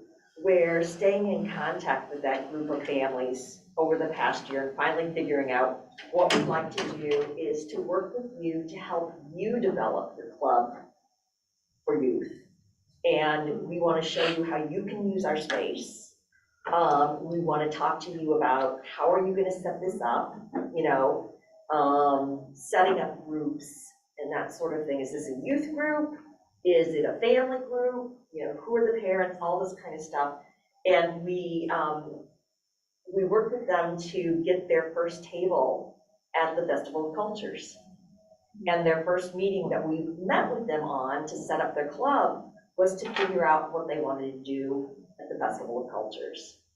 So I guess that's an example of, you know, we were trying to seek out different kinds of audiences for strategic planning. We met this group, we kept in conversation throughout the time, tried to figure out, we don't think we can do exactly what you want to do, but we want to try to find a way to support you. This may not end up being a weekly public program for Habesha youth only, but what can we do to help you do what you want to do? So that's one thing, it's a model, it's starting a little bit smaller. We have had, we had a couple come who are Assyrian and first started by talking with Annabelle about collections. And we had also met them in community events. So we set up a meeting with Annabelle and Kate Belgorski, I think some of you know her, she works with immigrants and refugees, and talked about what is possible in terms of publishing and the publishing world and what kinds of things have to be in place to be able to have certain kinds of language collections and other ways that we might be able to begin to bring in, maybe there's Assyrian like learning packs, like the little learner packs in for children, because some of it is like children learning Assyrian, right? So really trying to get to a little bit of what they really wanted and what in our library world we can do in terms of what's published and that sort of thing. But then we also said that, you know, we can also do other things in terms of programming. So we first came in and they were really focusing on the collections, but then, you know, right on top of that discussion, then right after that, Kate was able to work to get in like an 8-week Assyrian language class, an Assyrian cooking program. We have another Assyrian programming. June 7th? Coming up. So, you know, there's both us trying to reach out, but also people, you know, trying to respond and figure out ways that we can do things. I know the Filipino community has for a long time, they made their own reservations at the library to support Filipino American Heritage Month. And there was recently a book group with an author there. And so when I learn about those things too, I try to make sure that I'm present and meet people. And, you know, sometimes it doesn't necessarily mean that we're going to be doing a program, but that they feel that they've been recognized. They actually put together a great program last year, and I found out about it, and I was like, oh my God, you know, I want to learn who are the leaders and that sort of thing. And then at the end, they're like, we want to thank the library's so great for welcoming us, and Nancy, take a picture with us. I'm like, you guys did it. You know, and so there's a range of ways that we are working with the affinity groups that are just kind of, we've been experimenting with a little bit. Amy and I hosted a group of Asian American patrons and leaders and others that we knew from the community, kind of on an invitation basis, just to talk to us. It was last January, actually, in kind of a broad way of what their experience is like living in Skokie, hearing different things from different generations of people, people having a chance to say, oh, we're different, we actually come from different cultures, but look what we have in common. What can we learn from each other? And through that, I mean, I think it helped inform the way that we looked at Asian American Pacific Islander Month last year. We also then took that and said, wow, that was such an opportunity that people enjoyed coming together, that we've tried a few public programs. So we had the Asian American experience last summer, and what we've done before those is we pilot them a little bit with our staff. So everyone is invited who wants to participate or identifies in those groups, and that helps us so that we aren't cookie cutter, so that we don't, kind of have a sense, but we want to make things feel as authentic as we can for those groups. And so there's someone who is, who identifies with that group from our staff is what we've tried to do, at least as a co-leader, and then really trying the conversation with our staff and them saying, if you're gonna work with, the Latina community, you need to make it a little bit more fun at the beginning, you need to have coffee, and us kind of melding that. So, as Amy said, we're trying to also just think ahead, like what other communities, how can we get this going? Is it an invitation one, where frankly we got a lot of great information. It was partly conversation, it was partly connecting them, it was partly, a little focus group, whereas we haven't quite yet gotten that kind of following for these public programs. One that I'm really excited about that we're doing in July, partly after going to the joint conference of librarians of color from a professional standpoint, and I will admit partly from a personal perspective, is looking at the growing multiracial population, and that being part of our diverse community as well. So we're going to be doing a conversation about layers, not fractions, layers in July. So, we have been involved in terms of this calendar. We're influenced, not just by what we're doing in the library, but as Amy said, sort of what's happening in the community as well. And so some of our celebration or recognition observance is with community partners.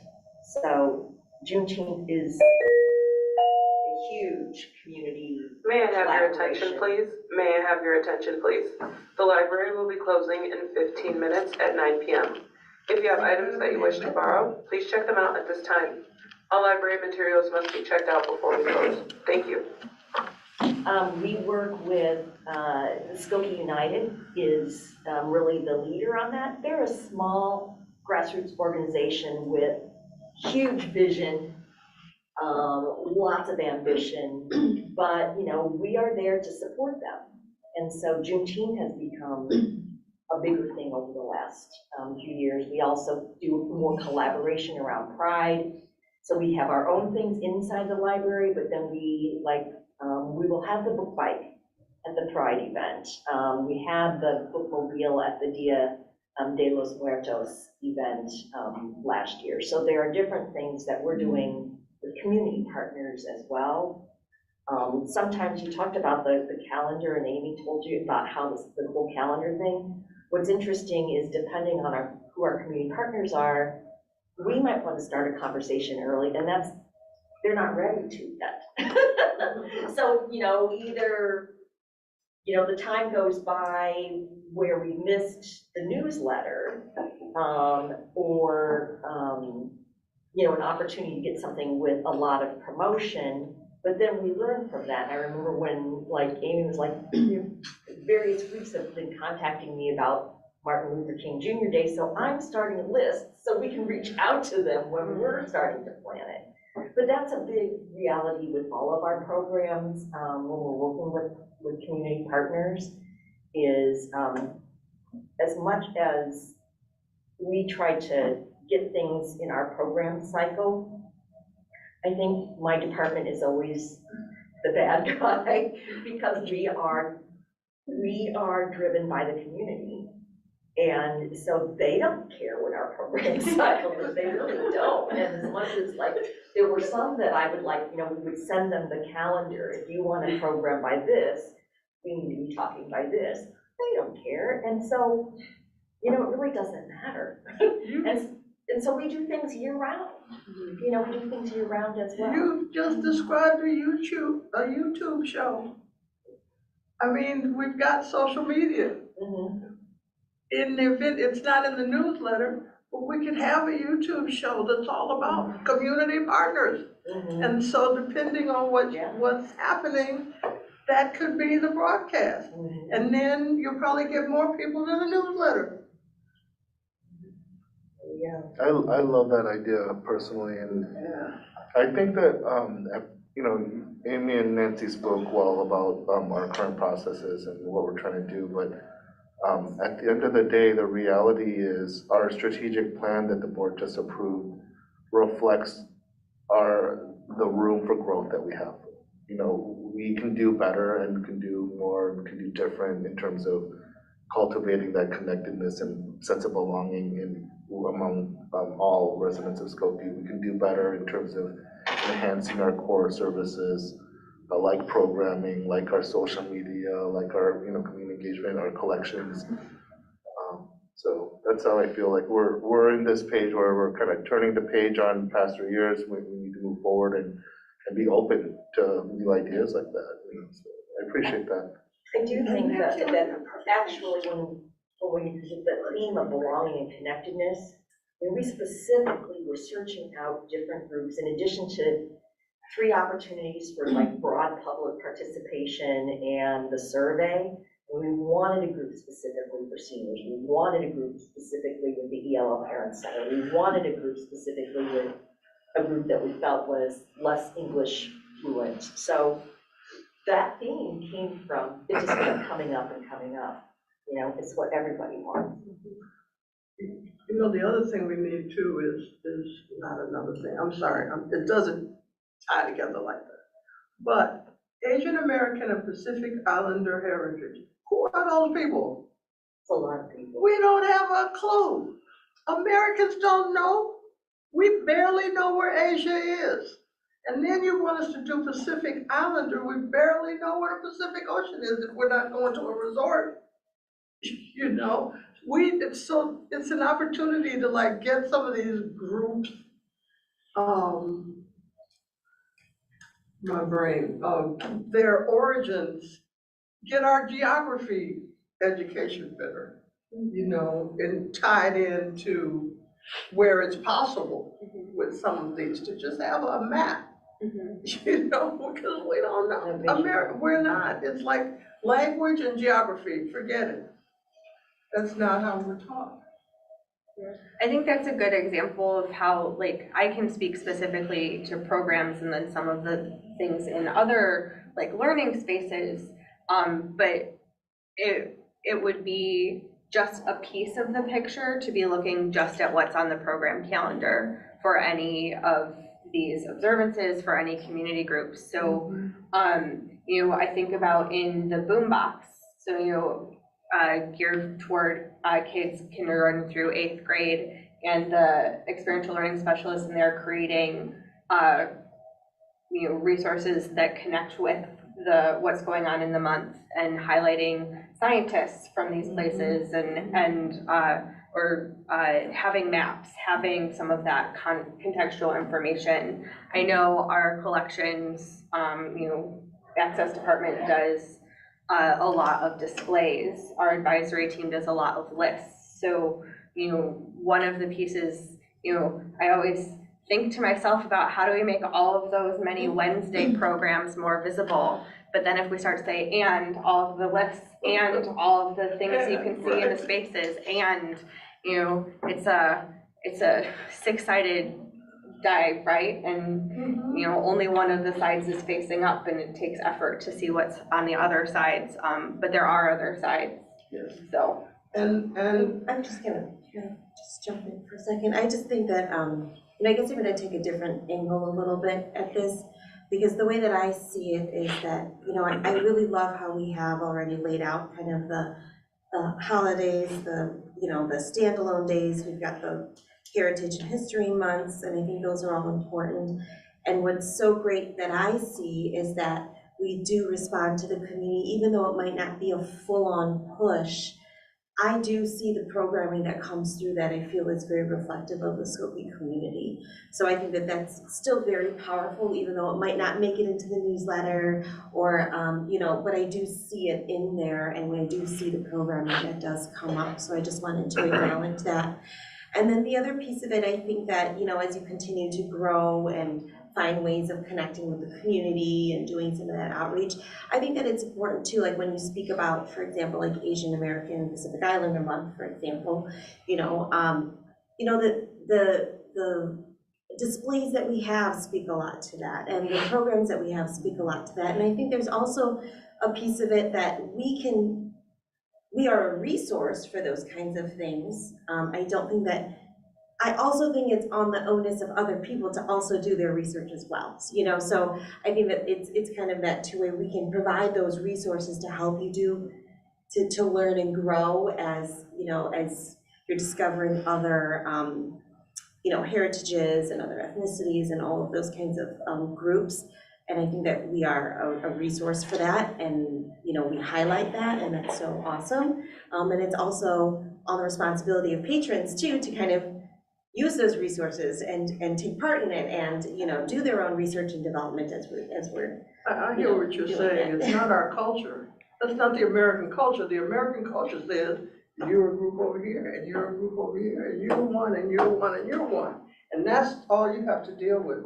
So for us, as you look at the strategic planning goals, to be educating and to be encouraging and to be inspiring is in fact one of our main. Yeah, and I think I think we have been doing a really great job, and then there's always room for improvement. And that's why I love some of the suggestions that you gave, and that we continue to do that and ongoing and kind of refine those processes as we go through. But you're right, you can't make people, people have to want it, but we can trick them into wanting it. I think beyond that as well is that idea of belongingness.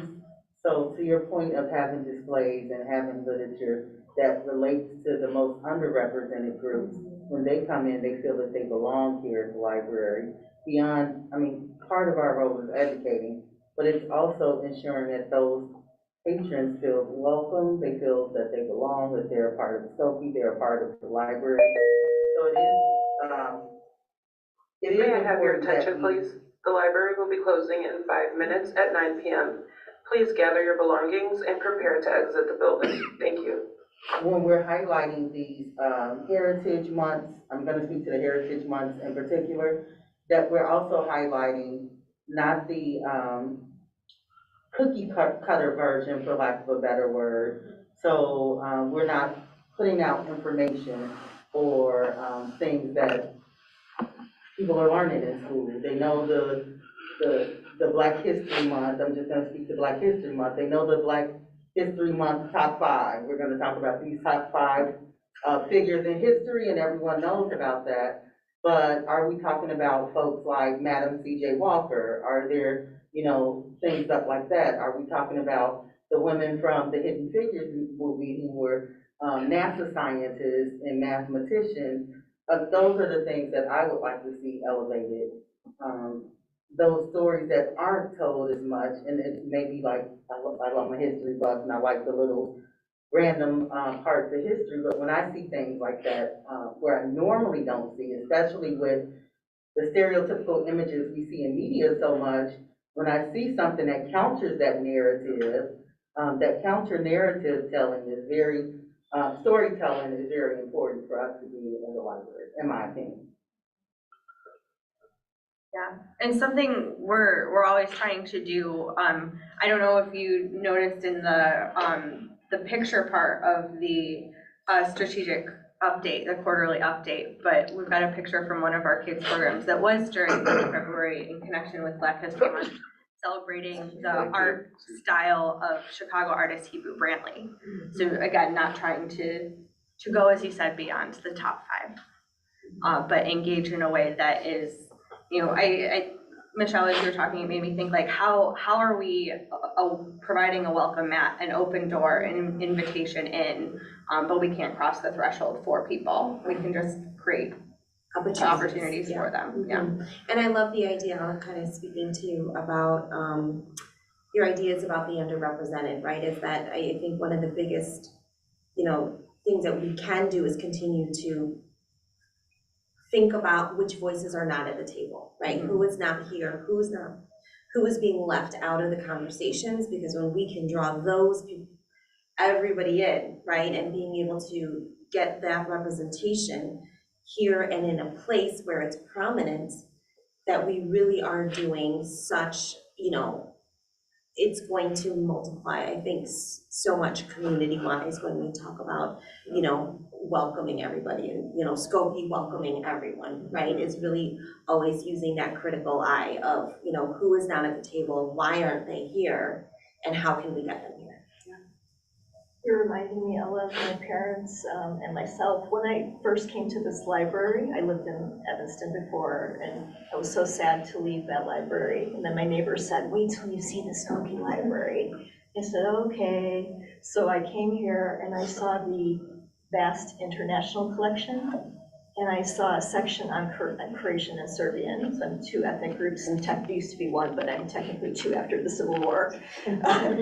So I saw a Croatian section and I saw a Serbian section. Now, my people, there's not a lot of us here, you know.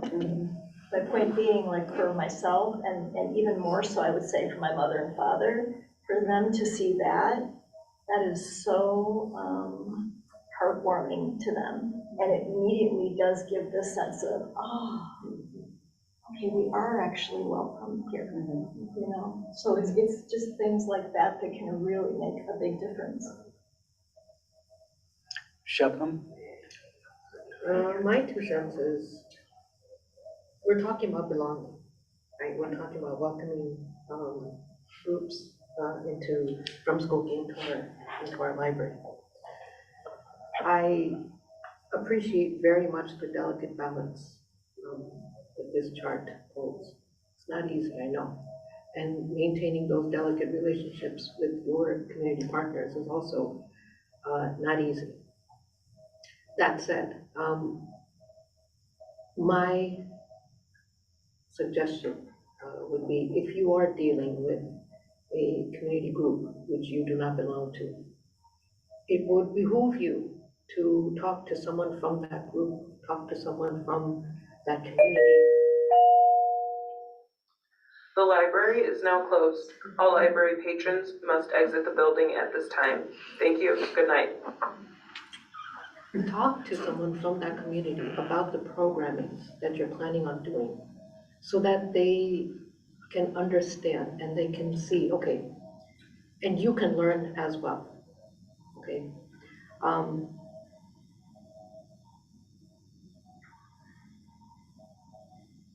You know, because it goes both ways. Who is the programming for? Is it for specifically that community, or is it for everyone, right? It's about that community, but it should be for everyone, right? Okay, but if that program is excluding that community, then what good is that program? Where is the belonging? Where is the inclusivity? Oh, okay, you know what word I'm saying. It's late. So I would, because for example, Ramadan, right? Ramadan is on a lunar calendar, so it changes every year. It's not going to be on the same date every year. So if it's going to be in a particular month, okay, Muslims are going to look at it, okay, it's coming up, so, you know, we're expecting it's going to be during, you know, this time, this month. When they're looking at the library to see whether they're represented, right, then you have to do your due diligence by talking to the community members and saying, okay, this is what we're planning, right? Or what do you want? What do you want to see? Right, like Nancy, you said that with the Ethiopian group, right? You talked to them, you worked it out, and then you finally said, okay, what do you need? What are your needs?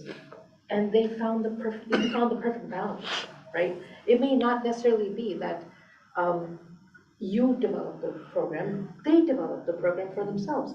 Perfect, great, right? But you have to be careful when you're dealing with religious groups, right? I would particularly say religious groups, because you don't want to exclude them, unknowingly putting something out there that would make them feel like, well, what is this? And you guys know, the reference that I'm making. Librarian in charge from Yes. So that would be my 2 cents, is that if you are dealing with a religious group, then please do your due diligence and talk to someone from that religion, talk to someone from that community, and say, what is it that you need, right? Before putting programming you think they want to see, or you think that should be out there. Because when it comes to religion, that's a very, very delicate balance, right? And you don't want to, break community partnerships, right?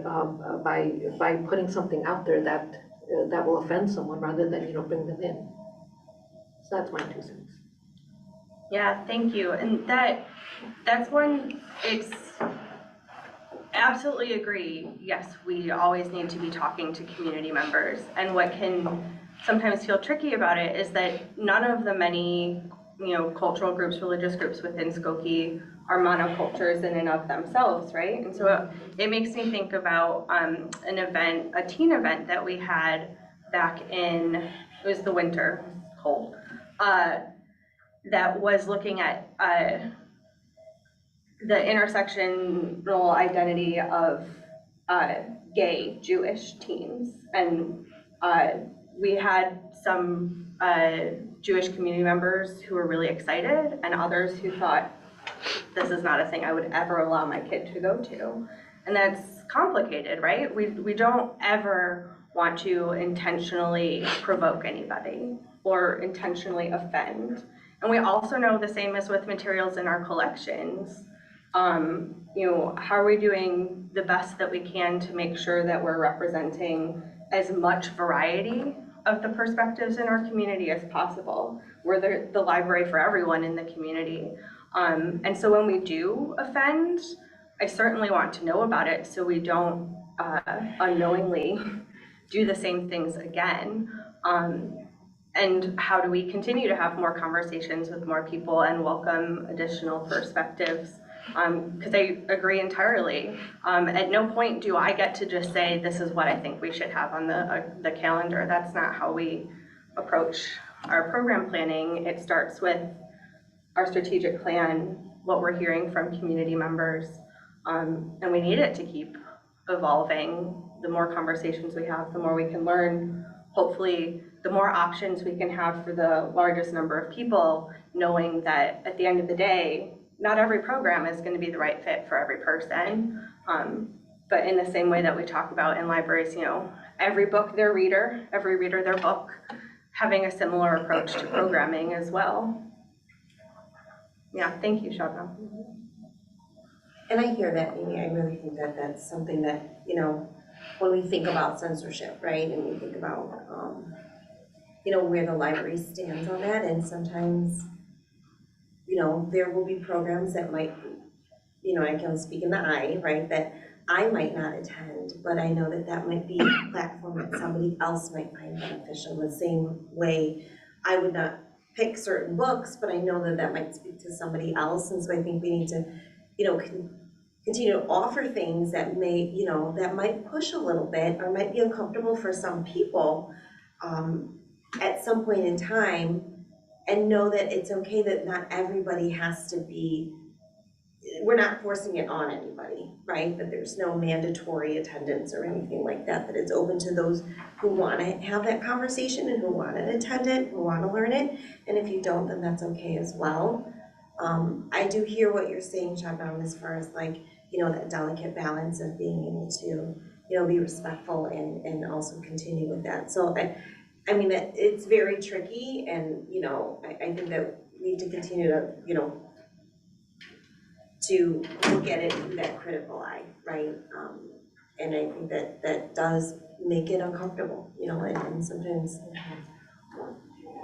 it's okay to be uncomfortable too, you know, so. Don't we also, though, have to recognize when if we are commemorating a group, right, because it's Ramadan or because it's disability pride, I don't know.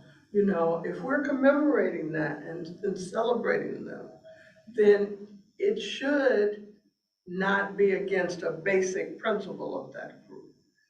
It can't be in that celebration. That doesn't mean that we can't bring some of the conflicting things. Like, you know, you start opening the door to the kinds of conversations that Michelle's talking about, you know. But we have to honor, if we're honoring them, we have to honor them. You know, we can't say, and by the way, you also have this problem. You know, no, not this month, okay? Bring me that problem next month. Don't bring it to me this month. If that makes any sense to you. I mean, it's what are we doing? If we're commemorating and celebrating, we're not also influencing change. We're not influencing change in that. We are honoring what is there to be honored. We don't have to honor something we don't. You know, I'm not saying we don't have to be hypocritical, but by the same token, we don't have to, there's so much stuff that we can do. Can't we just honor people in the minute they get to be honored, you know? Yes, and I think one of the things we've experienced in the conversations we do have with community members around things they see on our calendar is different people feel honored or dishonored by different things. And so, yeah, it's again, that balance and like. It's not, I think multiple people have said it, like Shabnam has said it, Michelle has said it, Noreen, I think you're saying it, Amy's saying it. This is not easy. It's not a precise science or formulaic exercise. It's hard, and we're always in the mode of learning and growing and listening, reflecting, and that's just part of library work, you know, and the work of serving a very diverse community. You know? So, and the community, as we all know, changes, right? It's not like a static community fixed in a certain demographic breakdown so this is a great discussion. I mean, I'm sure for Amy and others, like this has been a really rich discussion. I really appreciate all the comments. I want to give everybody, I know Mary, you haven't said anything yet, I don't know if you. You know me, I like to sit and listen Yeah, a lot. which is fine. Yeah, I won't add much more, I also appreciate the conversation. I'll just say when we were running for our seats on the board, it was evidently clear that Skokie is a super diverse community. Equity is really at the forefront of everybody's minds and hearts in this community. And that was really heartening for me to experience as a candidate, to see those values reflected back. And I just keep going back to, I know we've talked a lot about different cultures and religions, and one group I just want to make sure that we're really not forgetting about is the LGBTQIA+ community. When you read the news and just all of the attacks that have been happening, this group it's very scary and it's very disheartening to me. So I'm glad that we have Pride Month, and I'm glad that we talked about earlier, it's not just about that particular month, but that we're weaving these stories throughout the entire year. But it just seems, I don't know, and maybe it's just news I read or whatnot, but it just seems like that group in particular has been under unprecedented attacks and their censorship, and I just don't want to lose sight of, I know we talk about cultural, and ethnicity and race, but I just also think that group is really important to keep at the forefront of the discussion at all times. So we should be thinking about being advocates, and that's really important to me. We did, one of my staff and I just did a tour for a couple of the officers for the local Blue Flag group, and we'll be attending an event with them at the beginning of June, where they're trying to gather allies together to just come together and see who we all are and, what we're working on. Great. No. Need to clarify, and it may be obvious, but in my head I get confused. So we speak of cultures like they're single entities, and clearly they're not. And so even within them, there's always controversy and disagreement. So if you're presenting on a culture where they're disagreeing on an issue, is the library's position not to mention that, or to present both sides, or to take the side we most agree with? So I don't know that that's exactly how I would look at the event. But, and this is why we have coordinators who engage in this conversation. So we have an opportunity for this type of an event come forward. And what we're looking to do, so I would say a distinction that I hold is that we don't educate, we provide access to information and education. So we're not deciding what people should learn and hold true for themselves. That was a core piece when we developed the Civic Lab, and I think just a community member said it best, like, oh, you're trying to make sure we have good information so we can make up our own minds. If we have bad information, someone else is making up my mind for me. They're tricking me, basically. And so the sort of things like, okay, how do we take a couple of steps back and see, like, what's at play here? Are there a lot of perspectives? What are we hearing from community members? We'll often ask staff, they volunteer. We're not like going up to a person and saying, hey, you have this identity, can you help? It's truly voluntary. And getting a sense of like, what are other ways we can be thinking about this?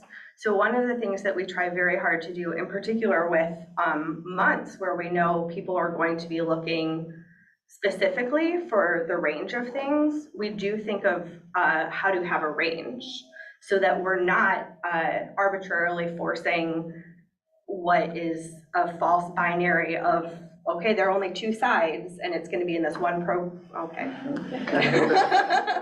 It's gonna be in this one Talk program. about religion and So, it's not necessarily a cut and dry answer because the context is so important. And if at the end of the day, one of the goals of the program for the library and for the community is for people to like see themselves and see one another better, differently. What are we doing? How are we setting up an event that might allow that to happen? Again, putting out the welcome mat, opening the door, inviting people in, knowing that they need to take that step. So let's say, I'm Catholic, so birth control. The church says no birth control. Most Catholics are fine. So if you're doing something on Catholic, would you do both sides, neither? Here's all the birth control stuff and why it's all safe, or not touch it at all? So we probably wouldn't pursue a specifically religious event that's about the doctrines of the religion. Okay. We would say like, oh, maybe what we need here is to explore is a health event. We had a really good one earlier today about exploring dementia and preventative things. So like, we know you wouldn't address it as a Catholic issue. Correct. Yes. Separately, there might be a health thing on birth control, but you wouldn't tie it to Catholic week, whatever. Right. And that's just off the top of my head. What we would do is try and have more conversations in the way that Nancy was indicating, of like trying to get a sense of like, all right, what are you thinking about here? What is important to you? What are you hoping to share or learn. I see it as, like the factors that are involved with that decision like that are, there's a variety of factors, not like a single question or a single like dichotomy of like, this or that, or, community input is a huge factor. The professional judgment of our staff is a big factor. Even like the popularity of a program is a factor in my mind. Like, I don't want us to keep offering things that repeatedly year after year are duds, like even if, the community is like, yeah, we want that, and the staff are like, great, this is a good idea, and no one shows up. It's like, no, let's find some other way to address the other factors that we're hearing about, so I feel like that's complicated. As I feel like that's the word of the day, maybe, it's a complex, yeah. Nancy, were you gonna say something? This has been a good discussion. Other board members, opportunity here, we have our captive audience. I guess, Gene, if I can mention, one thing is, Amy and I have already talked about the possibility of drafting a program policy. It's not unheard of, other libraries, there are good examples of libraries that have a program policy.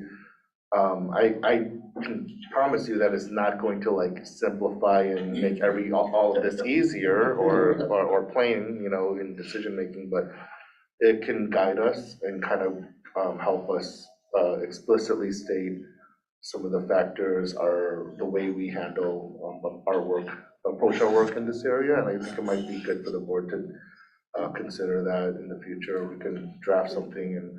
Yeah, I would just suggest you take it up a level, because it's not just programming, it is community outreach, it is the, Annabelle and the purchasing, and what's the overall approach to cultural outreach within Skokie. Yeah, we can look at it in that way as well, and make it so that, I wouldn't want to get rid of the, and I'm not saying you're saying this, but we have the resource selection policy in place, it's very solid. We'll make sure that whatever we draft is not in conflict with that or overriding that or anything. Right, no, that's what I'm saying, sort of a higher level. You have your subs, but the big picture for cultural outreach is, here's your policy in general.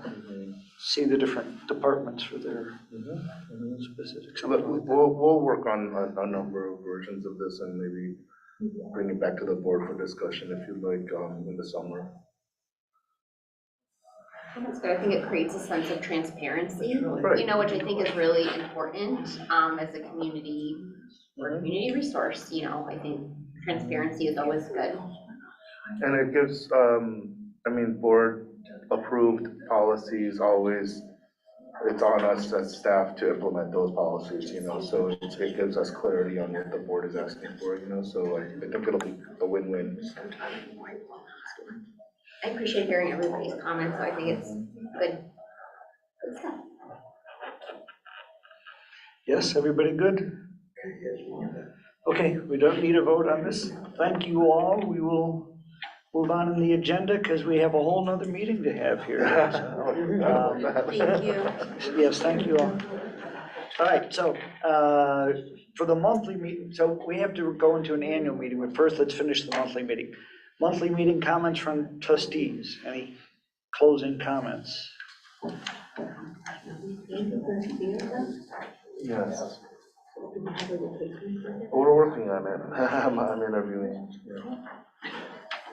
Other comments from trustees? No, okay. So can I have a motion to close the monthly meeting? So moved. Second. Second. All in favor, say aye. Aye. All right. It passes, opposed, nay, it passes. Monthly meeting's closed. Now we're gonna open the annual meeting for two purposes, and there's a separate agenda for the annual meeting. Yeah, thank you. Thanks, Amy. Thanks, Nancy. Thank you. Guys. All right, so the May meeting, we've now, I'm sorry, annual meeting, May is the beginning of our fiscal year. We've called it to order. Comments from observers, Susie? We don't have any comments from it. All right, approval of the meeting calendar, so on page 3, right? Yes, three. Yes, page 3, there's your dates for calendar 24, 25. Any objections, clarifications, like this is running into Wait, is this a Yom separate- Kippur or something, you know, any Is of this a these? separate document? It's a separate document. Yes, It's it's a a board separate- packet folder. Yeah, so Right in front of the. there's a separate annual calendar. It's under board packets. It's called May annual meeting. It's a whole separate agenda, and page 3 of it are just the meeting dates for next year. I got it. I got it. Thank you. Very confused. So I assume everyone's okay. If you come across a conflict, let us know, because there's obviously still time to change all that, but, so this is for 2024 calendar, starting next May. That's next year's calendar, so. I always prefer if we can keep it on the second Wednesday of the month, because I know I have work commitments, so I always have to switch things around, but I understand if that's not. Well, Richard, you want to explain why you skipped the 8th anytime it second Wednesday's on the 8th? Yes, when it's on the 8th, then our board packet is due on, on the second, basically, of the month. So that is almost nearly impossible for us for Blythe, to prepare all the financials. So it's just more of a matter of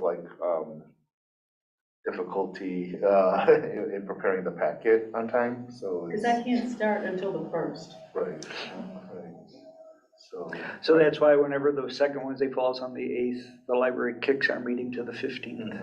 And I understand what you're saying. I really appreciate the difficulty of rescheduling the work, especially, but. And it's really up to the board. I mean, we'll do whatever we need to accommodate. We could keep it on the second and just not have the financials, and we'd have to double it up the next month. That's it. But you can't do that, can we? Because we gotta approve the. Disbursements, well, you could just approve them later. We try to minimize it. Yeah, we try not to do that. I think having the whole calendar, I can plan ahead, yeah. Yeah. And we understand not everybody can make every meeting, except Ellie, you're required to be. All right, if anybody has dates they want to clarify, let us know. Otherwise, I have a motion to approve the board meeting calendar for fiscal year 24-25. So moved. There. Second? Punchy. Second. All right. Second. All in favor, say aye. Aye. All opposed? All right, it passes unanimously, which gets us to the final agenda item, which is electing our executive committee.